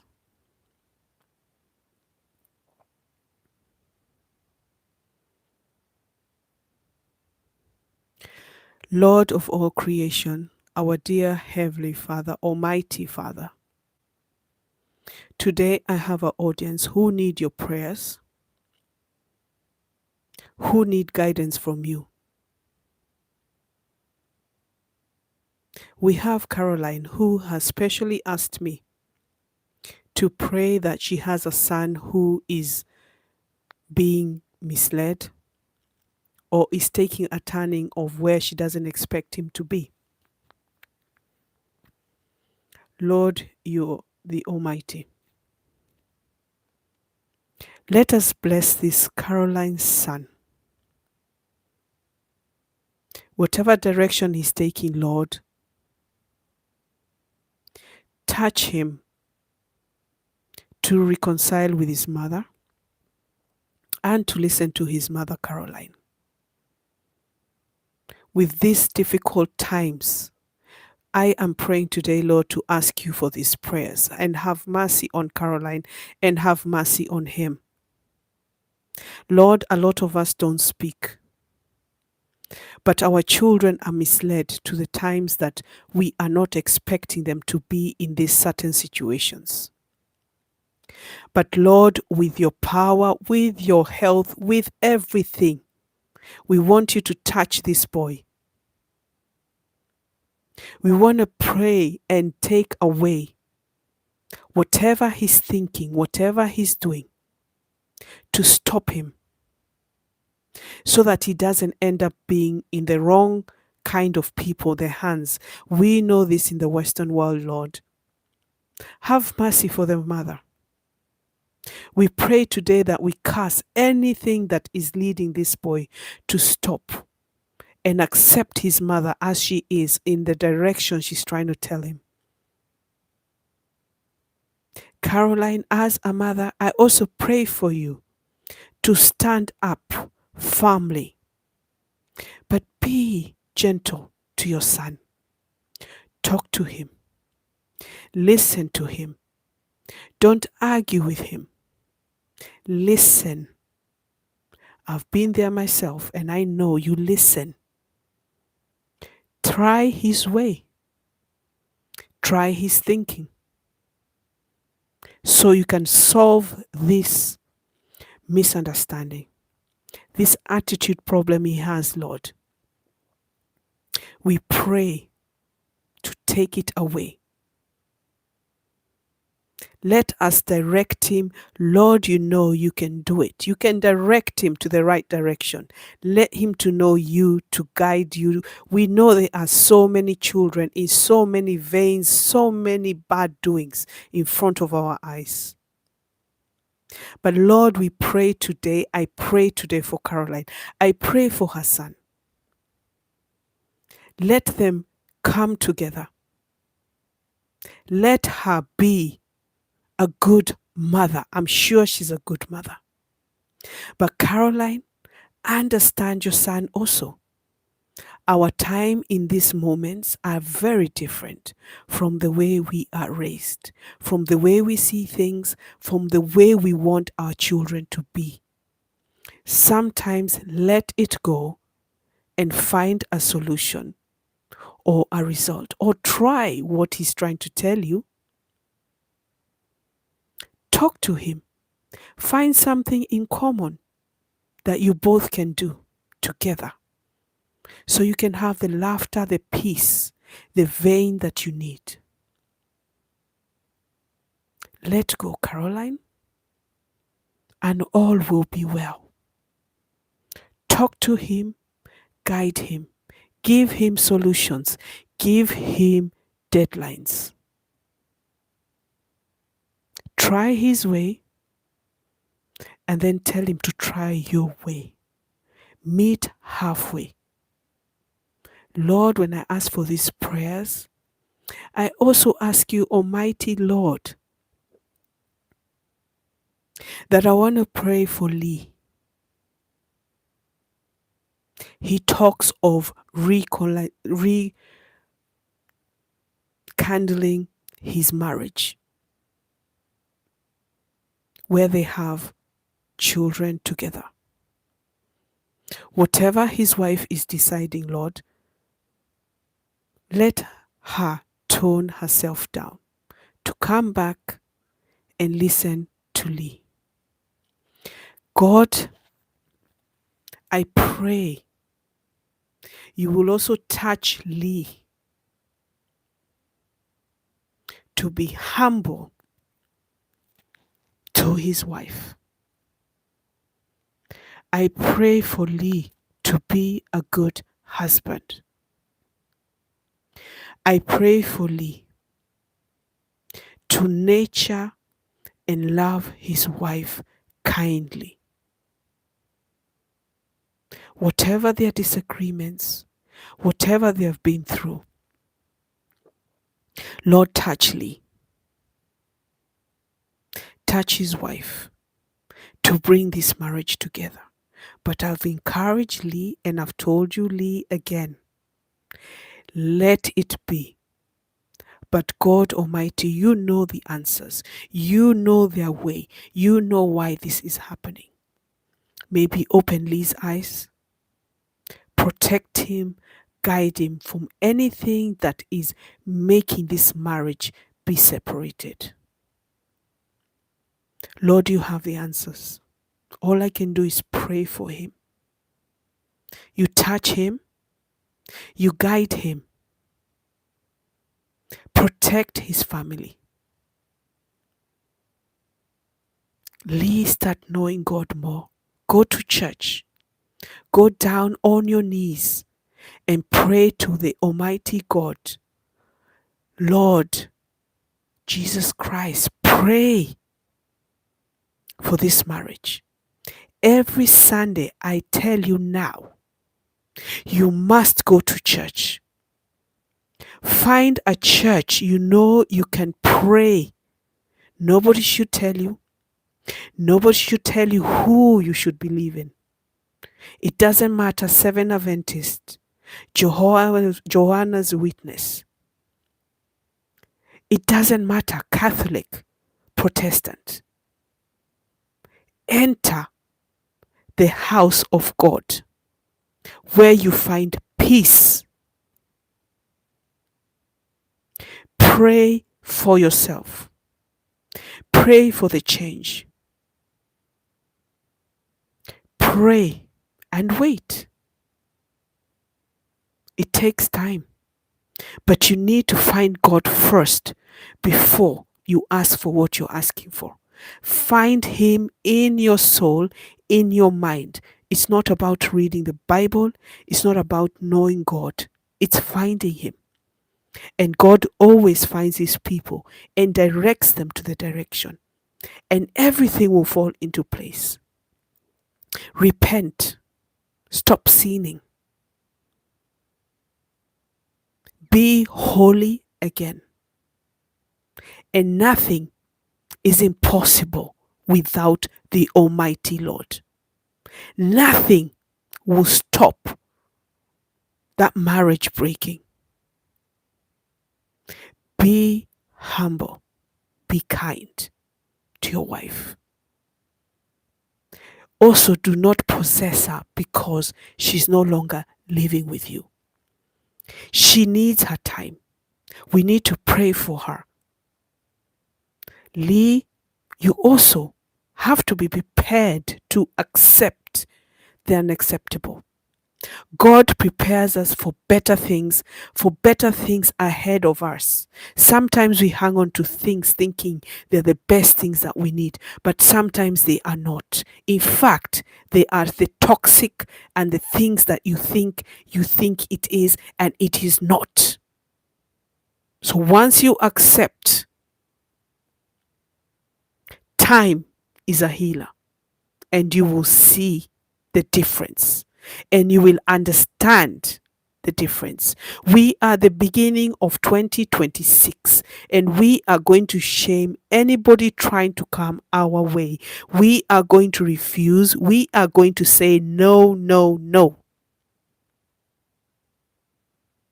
But find yourself, find your soul, find your love. Whatever that is happening, happens. You can try, you can keep trying. But if it's not happening, let go. What's important now, Lee, is your children. The little ones you've brought into this world will be your joy forever. Be a good father more than trying to fight to be a good husband. A gift was given to you, and God gave you that gift for a reason. But don't give up hope. You never know what's round the corner. And Lakesh, you asked for prayers, and I pray for you as well this evening. Thank you for coming into my channel, Pen Mama Nation. The least I can do for you is to pray for you. We ask the Almighty Father, Lord, to touch Lakesh or Lakesh. He asks for your prayers. We are praying for you tonight. We pray for you for anything that you are going through. We comfort you. We ask, Lord, to have mercy on you. And anything that is disturbing you will be going from now on. Same thing like I advised everybody else, including Caroline. I've asked you, enter the house of the Lord by going to church every Sunday. Ask the Lord to help you and to give you the strength that you need for whatever you're doing. And everybody here, Didi, Max, who keeps popping into my channel, everybody that is in this channel at this moment and is listening to me, we also are having prayers for you. And anybody who has a loved one going through a hard time, maybe they have mental health, maybe they are sick, maybe they cannot see the way forward. Anything that is happening, Lord, we ask you to comfort them and to give them the strength that you give us every day, including myself. Lord, I also pray for my children, my 2 sons and my daughter, wherever where they are. You touch them, guide them, and protect them. Always bring them home to me to have a meal on the weekend and to have a conversation. And also my son, Lord, I pray for him. I ask for your prayers. I ask you to protect him. Be wherever where you are. And whatever he's doing, Lord, we had an argument. Protect him and guide him. And we pray he can see the light. Like Caroline's son, they can see the light. And whatever we ask, Lord, merciful Father, accept these prayers for the sake of your Son, Jesus Christ. Amen. Right, guys. Okay. I'm in tears. I'm sorry if I didn't get it right. Caroline, I prayed for you.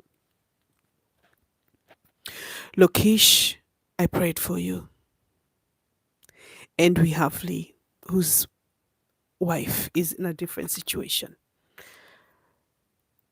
Guys, come back after a week or 2 weeks if you find a change. When I pray, sometimes I'm in tears. It's intense. I'm not a pastor. I'm not. But I do these prayers because I believe. I really believe. I don't know. I need to get some tissue. I might have some. Yeah, I might have to drink something. I don't like crying in front of people, but I feel it. Okay, I feel it. It's something that you cannot explain. It's emotional. It's deep. It's thing. I hope it helps. Amen. Caroline, I've prayed for you. I've told you now, please just listen to your son. You're not going to control the children now. You have to allow some things. I became very resilient with my children. I allowed certain things. I went online. I saw so many things. I saw so much. Some things you can't even discuss here. But you know this son. You know that son. And I know my daughter. They always think they know. They'll try the things we tried when we were little with our parents, although we didn't have mobile phones, right? But they always do the same things, right? And I'm not crying, I'm just wiping the tears. Yeah. And they try every corner book. You say everything on the book of the corner, whatever you want to say it, right? Every corner of the book. They try every trick, they try everything. We've been through it, we know it. And I say to them, you know, I can also go out, I can also drink, I can also bring men here every night. How would you feel? And they look at you funny, like what the hell? But Caroline, my advice to you is kindly, if you're going through teenage boys, teenage girls, they have attitude. TikTok, Instagrams, the Facebook has spoiled our children. We never had that. We were out playing marbles, we were out skipping, we were out running hide and seek. We were doing so many games. You remember Kati, you enter, you jump over. I was telling this lady, we used to enter, used to make the elastic from the tire. You enter with both legs, you put them out, you tie your skirt like this, put your dress up, your knickers, like this on the side, and we used to play all these games, right? Nowadays, children have accessible for everything. They even know more than you. They even do more than you. That what you did when you were a teenager with a boy or a girl with a boy. They just know more. In fact, they can teach you.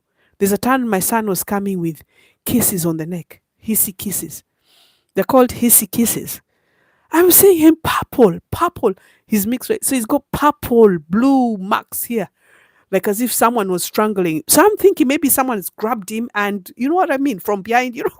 I'm asking the shop. The light is there shining here. I'm like, what's this? He's telling me they're called hisses. Hisses, kisses, hisses. They do so much. I just leave it. So Caroline, you will see a lot. And boys, you have to be close to them. Once you are their friend, they will tell you everything. You will know where they are. You will know who their friends are. You will know what they'll be doing. They'll come home, they're drunk, they're vomiting. There's one time my son was doing, I threatened him. I said, from today, if you ever imagine he drops his jacket out there, he doesn't even know where his mobile is. I will go walking, I find he's dropped his mobile. We've gone out, he's as drunk as hell. I've said to him, as long as you're coming back to my house, if you want to drink like that, go and book a hotel. Come back a bit drunk, but you stand. Imagine you're nursing your son drunk. Not it's not your husband, it's not your partner, it's not anyone that you went drinking with, a friend you're trying to help out. It's your own child. So you have to let them explore. They will talk back on you. One thing I said to my children, I'll say to you, Caroline, is just tell them not to talk back to you. That's what I used to say. I used to say, don't talk, which is saying attitude. Um, when you're calling him, what are you calling him for? Um, when you're having a conversation, is he in his game talking with his friends? Because when they're growing up, Caroline, the mother becomes the enemy straight away. Even the daughter. The daughter, if you look like her, she doesn't want to talk to you because you look like her. I remember my daughter fighting me dating this Eastern Europe boy, right? And guess what? She ended up dating an Eastern Europe boy. I was like, who's that? His name is something. What's his surname? Something ski. I said,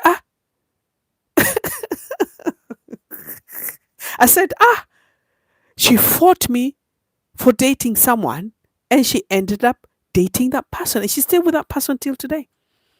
So you can't change your children. You have to be their friends. That question is never asked. I never even discussed it again. I just thought she's copying exactly what I'm doing. But she's doing it in a different way. Yet she was giving me once upon a hard time, and now she's dating what she didn't want me to date. So that's what I'm trying to tell you in terms of your children, be their friends. Right. So then the same person, Russell. What's the same person? Sorry, I can't hear you. Is my mic on? My mic is on, right? You can hear me, guys, right? Someone is saying they can't hear me. So, are you sure, guys, you can't hear me? Someone is saying they can't hear me. Let me go back to YouTube. I always check. Maybe before you're coming back. Let's see. Usually the mic is on. Let's go back to pen here again. Guys, can you hear me? Yeah, you can hear me. Yeah, you can hear me. Yeah. Someone was telling me they can't hear me, but I think that was before. So, yeah, the same. No, we weren't dating the same person, Russell. No, we weren't dating the same person. It's someone that I was dating that she didn't approve of me having him as my boyfriend, but later on herself, she dated the same kind of person. Yeah, that's what not the same guy. No, no, no, no, no. It wasn't. No, no, no. Don't get confused. She met him in uni, so she found somebody of that Eastern Europe, but then was dating him. But cutting the story short, we don't date the same person. I never do things like that, and I would never allow it. I'm not. No, it's something that I would never do. But when I've prayed for you guys, you also need to find somewhere you go to church and pray every Sunday. Every Sunday, get up in the morning and find a house of God and pray. I can do prayers, but you also need to find Him. You can't want prayers. My testimony would be I go every Sunday. Today I missed because I was resting. Once in a month, I decide, okay, I'm not going this Sunday, but the rest of the Sundays I commit and I go. Because you can rest sometimes and sometimes you can go. You can also go once a month. Be on your knees, meditate. And when you're also doing these things, you have to be a good person. You cannot be a thief and then you're going to church. It can't work like that. You have to learn to tell the truth. You have to learn to treat people fairly. You have to you have to give people back what you're doing. You can't find God if you're a liar. You cannot find God if you're doing things that you're not supposed to be doing. Like, you're lying, you're stealing, you're hurting people. You can't. You have to be clean. You have to be clear. You have to be understanding why you're going to church. Guys, you have to understand why you go to church. You have to understand who God is. Welcome, Matthew. Hi. Matthew said hello. Russell, okay, was asking. No, you have to find the right person. As in, you have to find you and you have to let go of pasts. You have to let go of arguments. You have to let go of so many things. Live you, live purely. Um, you know, you can. I asked the pastor one time, are we allowed to drink? They say you can drink. People drink red wine. People come to church high. The ones even who are serving you the body of Christ and the bread, they are high. You can smell they have been drinking red wine last night. So things like that, it's up to your moderate of you. But if you are wanting your prayers to be answered, you also have to be a good person. You have to be giving. You have to be, um, how can I say, how can I say it? Um, I don't like trouble. I don't like arguments anymore. If you trigger me, of course I'm gonna come in with all the F words to you. This is Britain. We do all that, effing and that. But at the same time, when I say find yourself is where are you at in life? Like what are you looking for? You have to find meaning. I cannot explain to you. I I cried a lot because my real brother was hurting me quite a lot in terms of we share inheritance money, he takes my share. I'm not talking of little money. Someone wants to grab, maybe you get something like £20,000 or $20,000. Would you give that to someone? Would you? No. Even whether it's $5, the respect is, sis, inheritance I've taken, because we're quite a big family. So I've taken our share. I've got your share. What do you want me to do? Because I do look after mom now. Shall I take half of it? Or shall I? This is my weekly shopping for mom. How much do you want me to take out? Or shall I send it to you? Have a conversation. And then I say, okay, no, puts it in the pocket quiet. You find out a year later. You find out 2 years later. What? I didn't receive that money. And then he's taken it and he's kept quiet. When you question it, it becomes an argument.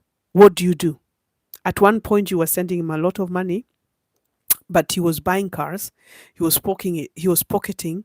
He was doing also. So you stop sending because he's not doing.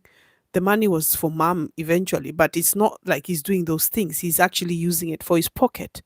So, or they did this. They sold grandmother's land, which you want. They never asked you. They do this. They don't ask you. You're like pushed out because you're living in diaspora. Okay. So you ask yourself, what did I ever do to this brother? What did I ever do to this guy? Why is this guy like this? The person he's married to is rotten, right? The person is in competition with you. Someone is doing this. So you come to a point where you can call them and make noise and argue with them and do all sorts of things and threatening and that. But where does that take you to? It's taking you mentally crazy. It's taking you to positions where you are not like that. Maybe at one time when you were young, you did all those things, but now maturity came in. I'm not going to misbehave anymore. And I ask why. But the minute I stepped into the church often, the minute I prayed like this, how I'm praying for you guys, I feel it, okay? It's when I felt healed. I stopped using anger. I stopped looking at the material things. I stopped going to an extreme where you're just going cuckoo. And that's what they want to see is you going crazy, you're laughing at her. Ha, look at her. I told you people, look at how she is. I just step into the country, boom, hello ma'am, boom, back. I step in again, boom, back, boom, back. As I'm stepping into the country, The Lord shows me something. Oh, I've always wanted to go to Kenya. How am I going to start in Kenya? The Lord shows me how to start in Kenya. And I come back and I make it possible. And I fly back again and I start rearranging myself like this. I'll tell you one day. It will be very soon, actually. It's not even going to take more than 5 months before I tell you guys it's this and it's that and it's this. And that's how I found God. I stopped using energy of what I'm going to do and what I'm not going to do. I started putting my energy to my future. I started putting energy back into me. I started putting energy to what needs to be done for me to live in this country without the help of anyone. Even you call your half sisters, you call a relative. I have nowhere to stay. They go saying you're begging for accommodation. Do you know how that is embarrassing? Yet, if they were to come to London, who would they be calling first? Wouldn't it not be me? Pick me up from the Heathrow airport. Take me to your place. I'm going to stay with you. You'll be the one driving them around. You'll be buying them food. You'll be doing everything to show them I'm living comfortably. Don't have a problem. Don't spend your money in a hotel. I'll be the one doing it. Okay? So where does that take you as a person? Because they have caused so much problems that they have caused a lot of problems that you ask God, what's this? But once you start putting energy, God, give me strength. Give me strength to my children. My children are excelling. My son moved out. Nobody knew he would move out. And everyone was like, what?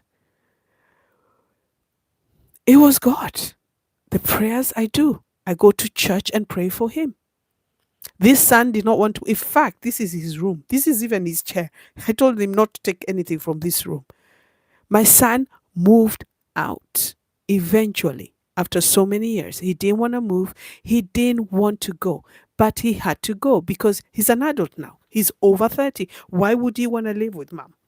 You understand? My son moved out. He's excelling. He's working hard. And this is what I'm saying. The more you put your energy to your own family and your own people and God first, it works out. So I can be distracted with home shenanigans, right? Back in Nairobi, Kenya, and waste a lot of time about who did this, who didn't do, why did you do this, why did you. No, I put it into my soul and I put it into my kids and I put it to prayer and I put it into my work. I'm the best of the best and I'm number one. Number one. That's why I tell you people, put back things to you. But when you put God first, it changes everything. Everything you didn't think is going to happen, it's happening. Even sometimes I ask myself, how am I doing this? How have I reached to this place? I've reached to this place because I have put the energy. I have put God first. I'm in church every Sunday, 8 in the morning, half an hour service, no singing, no nothing, because it's quick and gone. Because I don't even entertain my friends now, because they go to the later service. It's hello, hello. Oh, yeah, you look nice. I'm done with that. I'm here for God, and that's it. And it changed how I think. It changed who I am.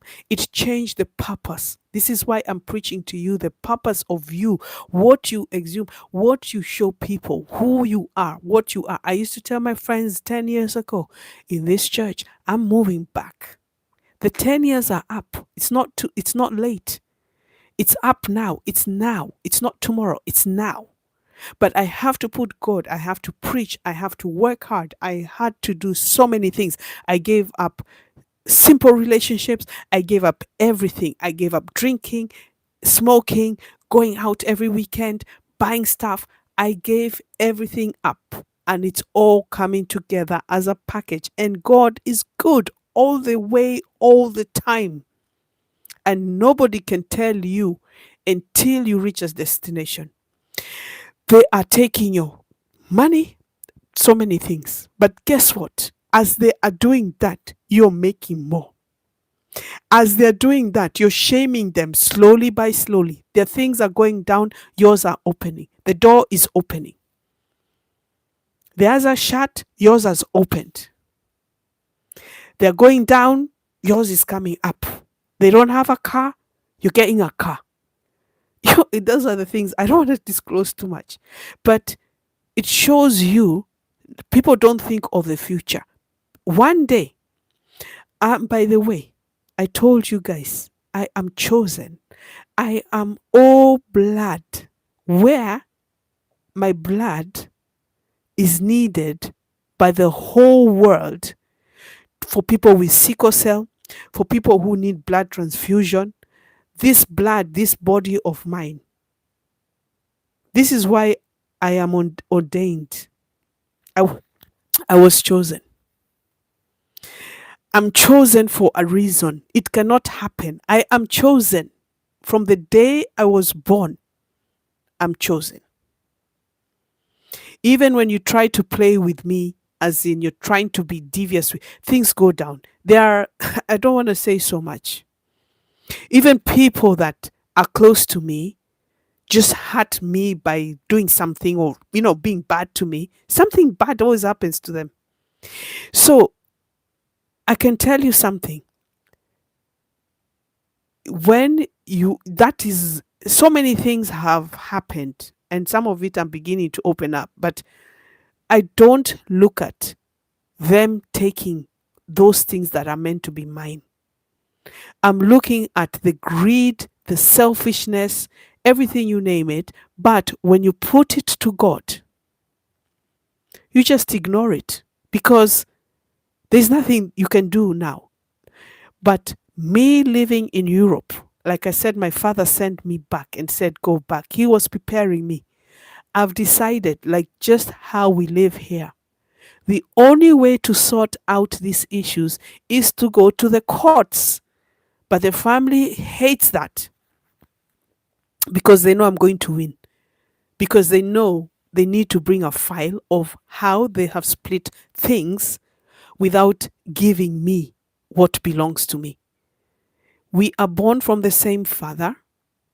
We are born from the same mother. Okay, so it's fathers, okay? With here different wives. Fine. But I am the daughter. So sometimes people ignite this thing. When they ignite it, I come up with a solution. God shows me. Do you know what God showed me, guys? We need a DNA. DNA. Because someone behaves funny, you are brought up together. I live in Europe. I've lost 35 years of my mom's life. I see my mom, but I've not been with her, to know when she's aging, what she needs. I know what she likes, but I've not lived with her to know I want to cut her hair, I want to wash her body. Those are the things. This is a daughter born, and in our native way, the first daughter is responsible for the mother. And this is what is making me say, I need to give up Europe to go back home. It might not be forever, but it's something I want to try. So when now the feuds are coming in, and what I was saying to you guys, and how I was telling Lee with the wife and everything, is you can force things, but they're not going to happen. What you need to do now is you need to now find the solution. And because I have been to Christ, because God, I have prayed to him, I go down on my knees. I am now going to take this family to court and ask for DNA. So we will test then our mothers, me being a woman, knowing some of us might have been played in between. We are women. We might have gone this side. They always say there was another story in the Kenyan tabloids. Can you do a DNA fast? Before you fight for children, demand a DNA because the truth comes out. Because the way people behave, I could not believe we're from the same mother or father. Because usually siblings are supposed to be okay, they get on, they don't get on. This is more drama than I thought. I was saying we used to watch Dynasty, right? We used to watch Dallas, Dynasty, all these dramas of JR, and takes me now to this kind of things. And as I'm in church, as I'm praying, as I'm minding my own business, as I'm thinking other things, it just comes to my head. How about we do a DNA and find out who are the real siblings and who are not? Because the less they are, the more inheritance it is for you. So there you go, guys, your answer. Not talk too much. So we have Matthew, we had Russell here, we had Caroline. I hope, Caroline, everything will be okay. Let me know in a few weeks' time what will go. Guys, I did prayers for people who asked for special prayers. I won't do it again because it's a deep thing emotionally. I can't. Right, coming to the end of this life, a massive thank you, guys. You've made me stay here. I don't even know for how long. 60 plus 60 is 120. It's 140. So we are into 2.5 hours. And I don't know if I can reach another 20. It's midnight. I need to go to bed. What a pleasure to have all of you. So, what I can say to you guys is don't forget to like kindly, guys. Subscribe, subscribe, subscribe. My name is Pen Mama Nation. I come here Saturday, Sunday. I come between 8 and 10 o'clock at night of UK time. It could be 8, like today, Sunday. I came in just about half 10, I think. Can't remember because I do other things, and I thought, let me come and say hello. I promised you guys I'll be here today, and I'm here today. Odidi left. Thank you so much. So all I can say to you guys is take care of yourselves and love each other. And as Lee has expressed, um, separation, be humble, guys. Life is short. Now, when you get married, that person does still not belong to you. You've just done a commitment with each other. You're going to love each other through thick and thin. And sometimes when you do the marriage, you think it is everything, but then you come to realize that person is not really the person you thought they were. That's what people say. So before you do a marriage, investigate that person. Would you live with that person for a very long time? Sometimes even you marry and things change. Don't force it. If it's not meant to be, it won't be. In relationship, the same thing. If you're not getting something from that relationship, it's not about money, going out, buying material things, doing things. Sometimes the simplicity, like if you look at that footballer, what is his name? Cristiano, right? Look at the simple woman he chose. She's done a big chest now. She looks different. But he adopted kids. She became a different woman, but she does her own thing. She has her own social media. They're always together. They're on holiday. He saw something in her. He had any woman in the world to pick up, but he chose someone he knew he would let her get on being a mother or social media. So men sometimes, if women want to be on social media and other men are complimenting her, she's not doing anything. It's when she does something, come for her. At the same time, if she does something, she's not trustworthy. So why would you come for her? You let go. Because if she does it now, she's going to do it again. Right? There's no forgiving. It's simple. And so will men. If you find another partner out there and you're hurting your wife, and then you want her to reconcile with you, you can't. Sometimes also women play the game. They have children and they know they can play the game with you, and I want separation. They want to hurt you because they know now they've got a child from you. It's very difficult on two people, but it's you two who know each other more than anything. So one of you has to mellow down. And mostly men, you have to swallow your pride. If you want your family, swallow your pride. Be a humble guy. Sometimes simplicity is just it's the little moments, the little things that make you guys together. Not the big things, the big wedding you spend $10,000 and then you come and find it's finished, or a child is born and it's over. Find out why it's over. Talk to her nicely. Take her out for dinner. What's the problem? Maybe before you married, you are spoiling her. Then now when you married her, you're not helping. When she has a baby, help her look after the baby. Whether you're tired from work, pick up your child, pick up your daughter, pick up your son. Tell her I want to change the nappies tonight. Show me how to wash the baby. Give her a day off. Tell her to go with her girlfriends. And then cook for her a meal also. Don't always think the woman has to do everything, especially if she's a new mother. She doesn't know new things. You need to teach her also. Be to it together.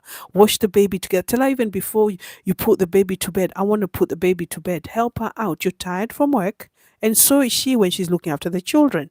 Women are also working continuously. You're cleaning the house, you're looking after the baby, you're making sure the other children are going to school, you're doing this, you're doing that.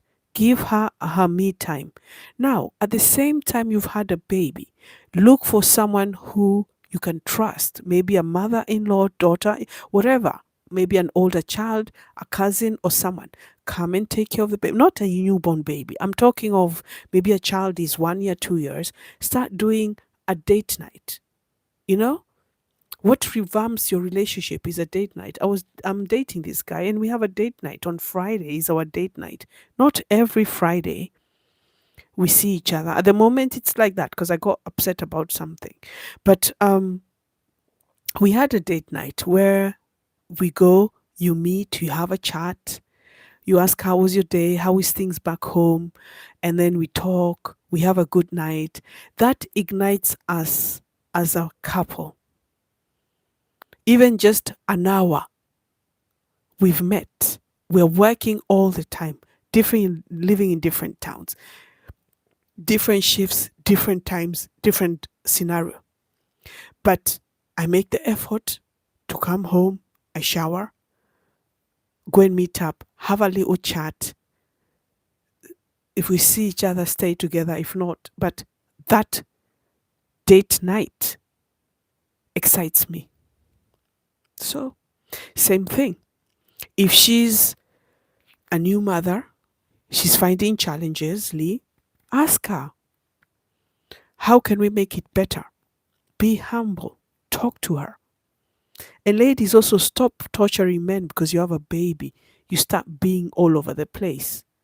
Get your priorities right because sometimes you might think there'll be another. The other one will teach you a bigger lesson than what you have. They say it's rather the devil you know than not the devil you know. So it's midnight here, guys. It's 12:30. I'm going to say goodnight because I've been here a very long time. I've been here for over, damn, 2 hours, guys. Not good. And thank you so much for joining me. It's such a pleasure. I hope this chats we have, you guys like it. I do it on a Saturday and Sunday evening. I don't know, maybe weekday I can catch up with you people. I'm not sure because sometimes I come, I'm so tired. I just want to rest, sleep because I'm up in the morning. I'm up in the morning and I'm chatting with you. I also have to check if my uniform is dry. And I'm known as Pen Mama Nation. I've shared a bit of me because a lot of you didn't know, but at the same time, it's such a pleasure to have you here. And remember, whatever you're doing, just love one another. Take care of each other. Don't forget to like. Kindly subscribe, guys. Please subscribe. We need to grow this channel. We need to get it monetized. I want to help the people in Jamaica because one lady asked me, I have a video of her here at Windsor to help for the people in Jamaica. And my channel is not monetized, so I can't even ask for donations because you cannot donate to me. You need to um um basically, you know, have it monetized, and once people contribute, I can send it down to Jamaica. She did give me a link, um and I didn't want to just put the link. I wanted to know that I don't want them, like, even if I will put the link once my channel is monetized because then you can donate direct. But it's come from me genuinely. I don't want any money at all. I don't want anyone to give me any money. I will put the link for you guys to go and contribute at your free will. I might actually be putting on these live videos because she did send me a link for a school. And if you want to contribute, that's fine. My contribution would be eventually once I'm in Kenya and I'm doing the real deals, you will see when I video the kids. And then when you want to contribute, I want to give it to them. Like do ladies for pads, do collect clothes from here, export them. Like now I've learned how to do a container, like not a whole container, but like export things very cheap. So I just need to collect clothes, school books, shoes, and take them down to the village. When I arrive there, I supply them to the village and do community stuff with the village and the county and stuff like that, etc. Because it's something that I'm working towards, as in when I go, I'm going to have the time to do that and I'd love to do it because I've been given this life and my time is reached. Kids are big. I need to do something constructive, something positive. God has chosen me and I want to do it. So, other than that, and other than that being said, I'm going to say good night, guys. Thank you so much for joining me. Thank you for listening to me. The guys who have written here, fans, I learned how to do it. Let me see top fans here. um, I don't know. It's gone. There's a bit I learned how to do it, but don't know how to press it to see the fans that are here. Oh, I think you press the fan. Yeah. Oh, Caroline is a top fan. Thank you, Caroline. We have Cynthia. We have Odidi. I can see Odidi there. We have Hulos. We have Max. We have Leon. Okay, so Leon, I prayed for you. We have Hassan there. We have Loksha. No, Lokshi. Lokish. Sorry, Lokish. We have Kubu, we have Dustin, thank you for joining me. We have Sherry, we have Larissa, we have Plumman, we have Sarah, we have Ricardo was here, and we have this guy who was Russian. I can't say your name, but I did say to you, Kat Dila. So massive, massive, massive thank you guys. Thank you for your comments. Thank you for joining me. And I'm going to say goodbye. I'm going to drink my yogurt went off. I'm going to drink my apple juice.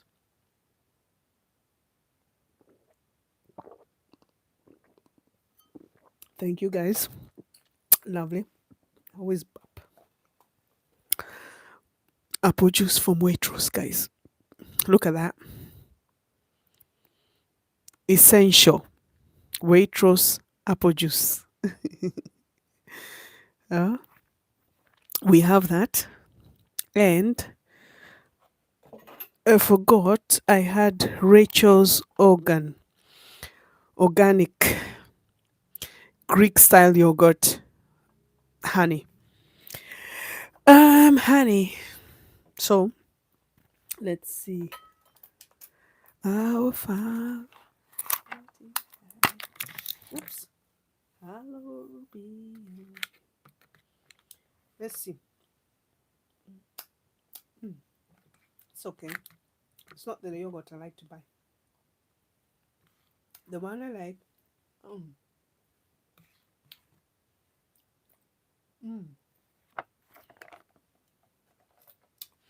It says it's a honey Greek yogurt, which is not too bad. But I prefer Tim's. I'm gonna go tomorrow to Waitrose to get it. But I've got this one, so I'll eat this one for now.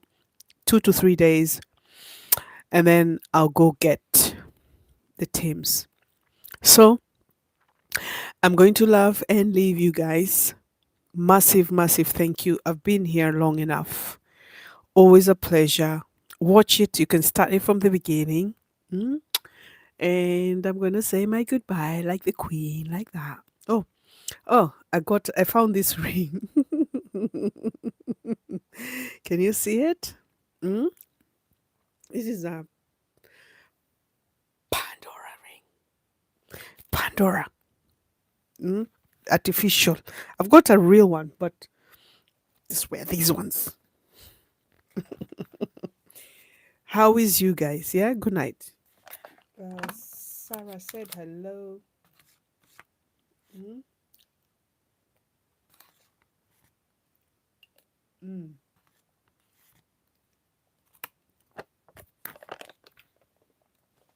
nice. Very nice. Very tasty. Right, I had forgotten about it. I'll take it back. Right, who have we got? We got Hughes here. Thank you. Wow, what a lot of people. Guys, thank you so much. I've got three people at the moment on. You can say hi. Maxi said I am back. Maxi, why do you go and come back? For my nons, my son to change. It's a bad attitude. It's okay. He'll change. I was the third one, but I came back. Can't hear you. You can hear me. At beginning it didn't hear, but now you can. We have Yakubu said hi, Russell, and we have Matthew. Thank you guys. I don't know how to pronounce. Guys, I don't know how to pronounce African names. I'm very sorry. I'm trying. I read it how I see it, of course, but remember I've been here most of my life. So I never learned Swahili. I never knew how to talk. I only learned Swahili by watching TV stations over here on YouTube. I pick up quite a lot. Like I learned Karau is police and just talking to people. Some people write to me on messages. I can't read it. I can read sometimes, and sometimes my mind is blank. It's like, don't feel like reading it. I don't feel like struggling to try and read it. And excuse me, someone was asking me, do you believe in aliens? So before we say goodnight, I think I've got, maybe I'll stay for another, guys, it's going to 1 o'clock and I have to be up early, but you're keeping me entertained. Do you believe in aliens? Guys, reply if you believe in aliens. Someone asked me that the other day. Do I believe in aliens? Do you believe in aliens? Come on, guys, tell me. Do you believe in aliens? Reply. Who are watching and you're not saying anything? Why aren't you saying something? I have three people on here and you got to comment. Who are you? Tell me which person you are. Now there are five. Do you believe in aliens? Guys, reply kindly. Help me. Hmm? Oh, I tell you what I might do is I've got my little bag here. I was given free. It's a Versace bag. It's full of my makeup. I was given free. I went to Superdrug. Lady was so nice. She gave me free bags. That's why I tell you guys I'm a chosen one. Oh, I didn't know my sunglasses are inside there. I was thinking about them the other day. Right, inside the bag is the sunglasses. Let's try sunglasses at night. Does that bring you more people? Hello, how are you? Yeah. Um, what else is here? Oh, there's a brush. There's a perfume. Addicted to love. That's what's in my bag. Addicted to love. Perfume. Smells very nice. A lot of people tell me, hmm, smell good. I'll use that tomorrow. Smells lovely. Right. So this is in my Versace bag. This is my makeup bag. I've got my sunglasses on. I'm not in the sun. I've got a little perfume here. Right, I'm gonna remove the glasses on. Right, what is it called? Rich Girl. Right? It's called Rich Girl. Let's see what it smells of. Let's see what it smells of. Huh? People have disappeared. Let me put. Oh, they've come back again. I was seeing my sunglasses. Rich Girl. Smell it.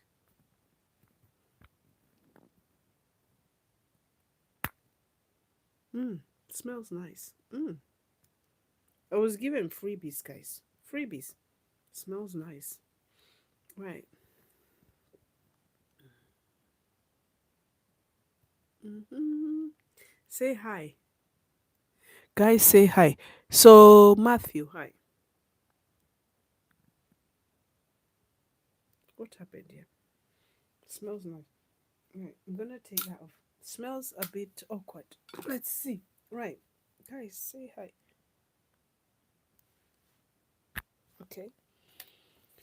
I'm looking what's inside my bag. Makeup bag. Oh. Let's put some lipstick. This is from the Indian shop. Shiny.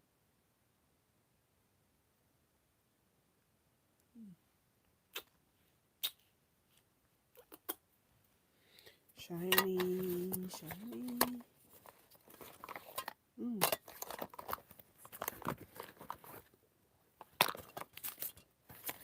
Mm. Riri. This is a Riri Fenty Beauty.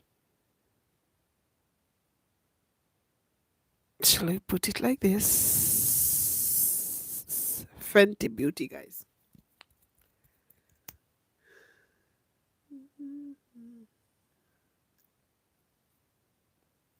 And I'm going to bed and I'm putting lipstick on. Mm? Mm. Kiss you.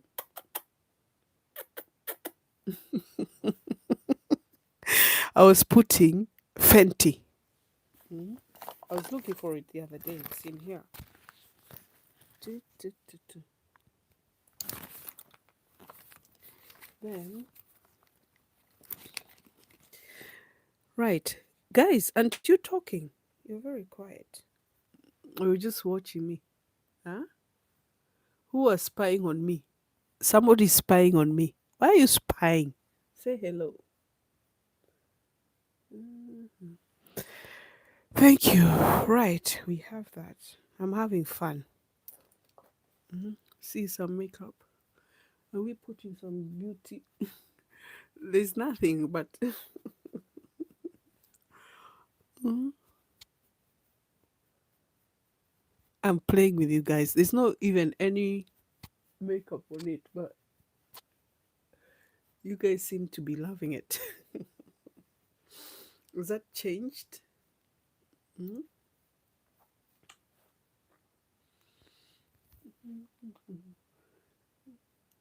People like beauty products, right? A lot of people like beauty products, but I'm going to bed and I'm putting on.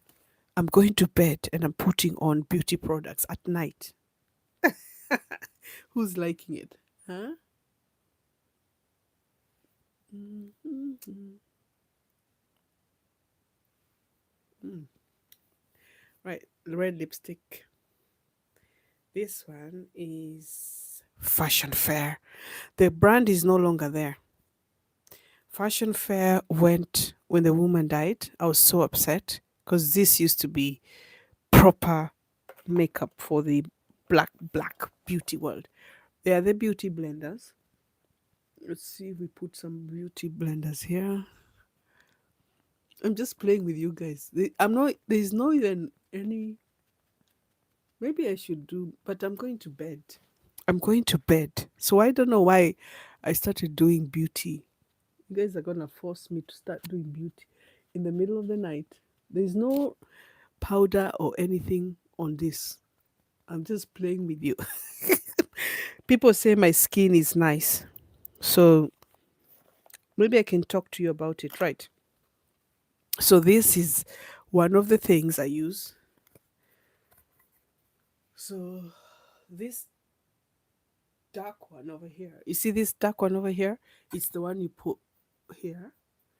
And then this orange here, the orange one here, it's the one that takes out the lines here. See, I got a line old age. So if I show you the orange one, look, this one, right?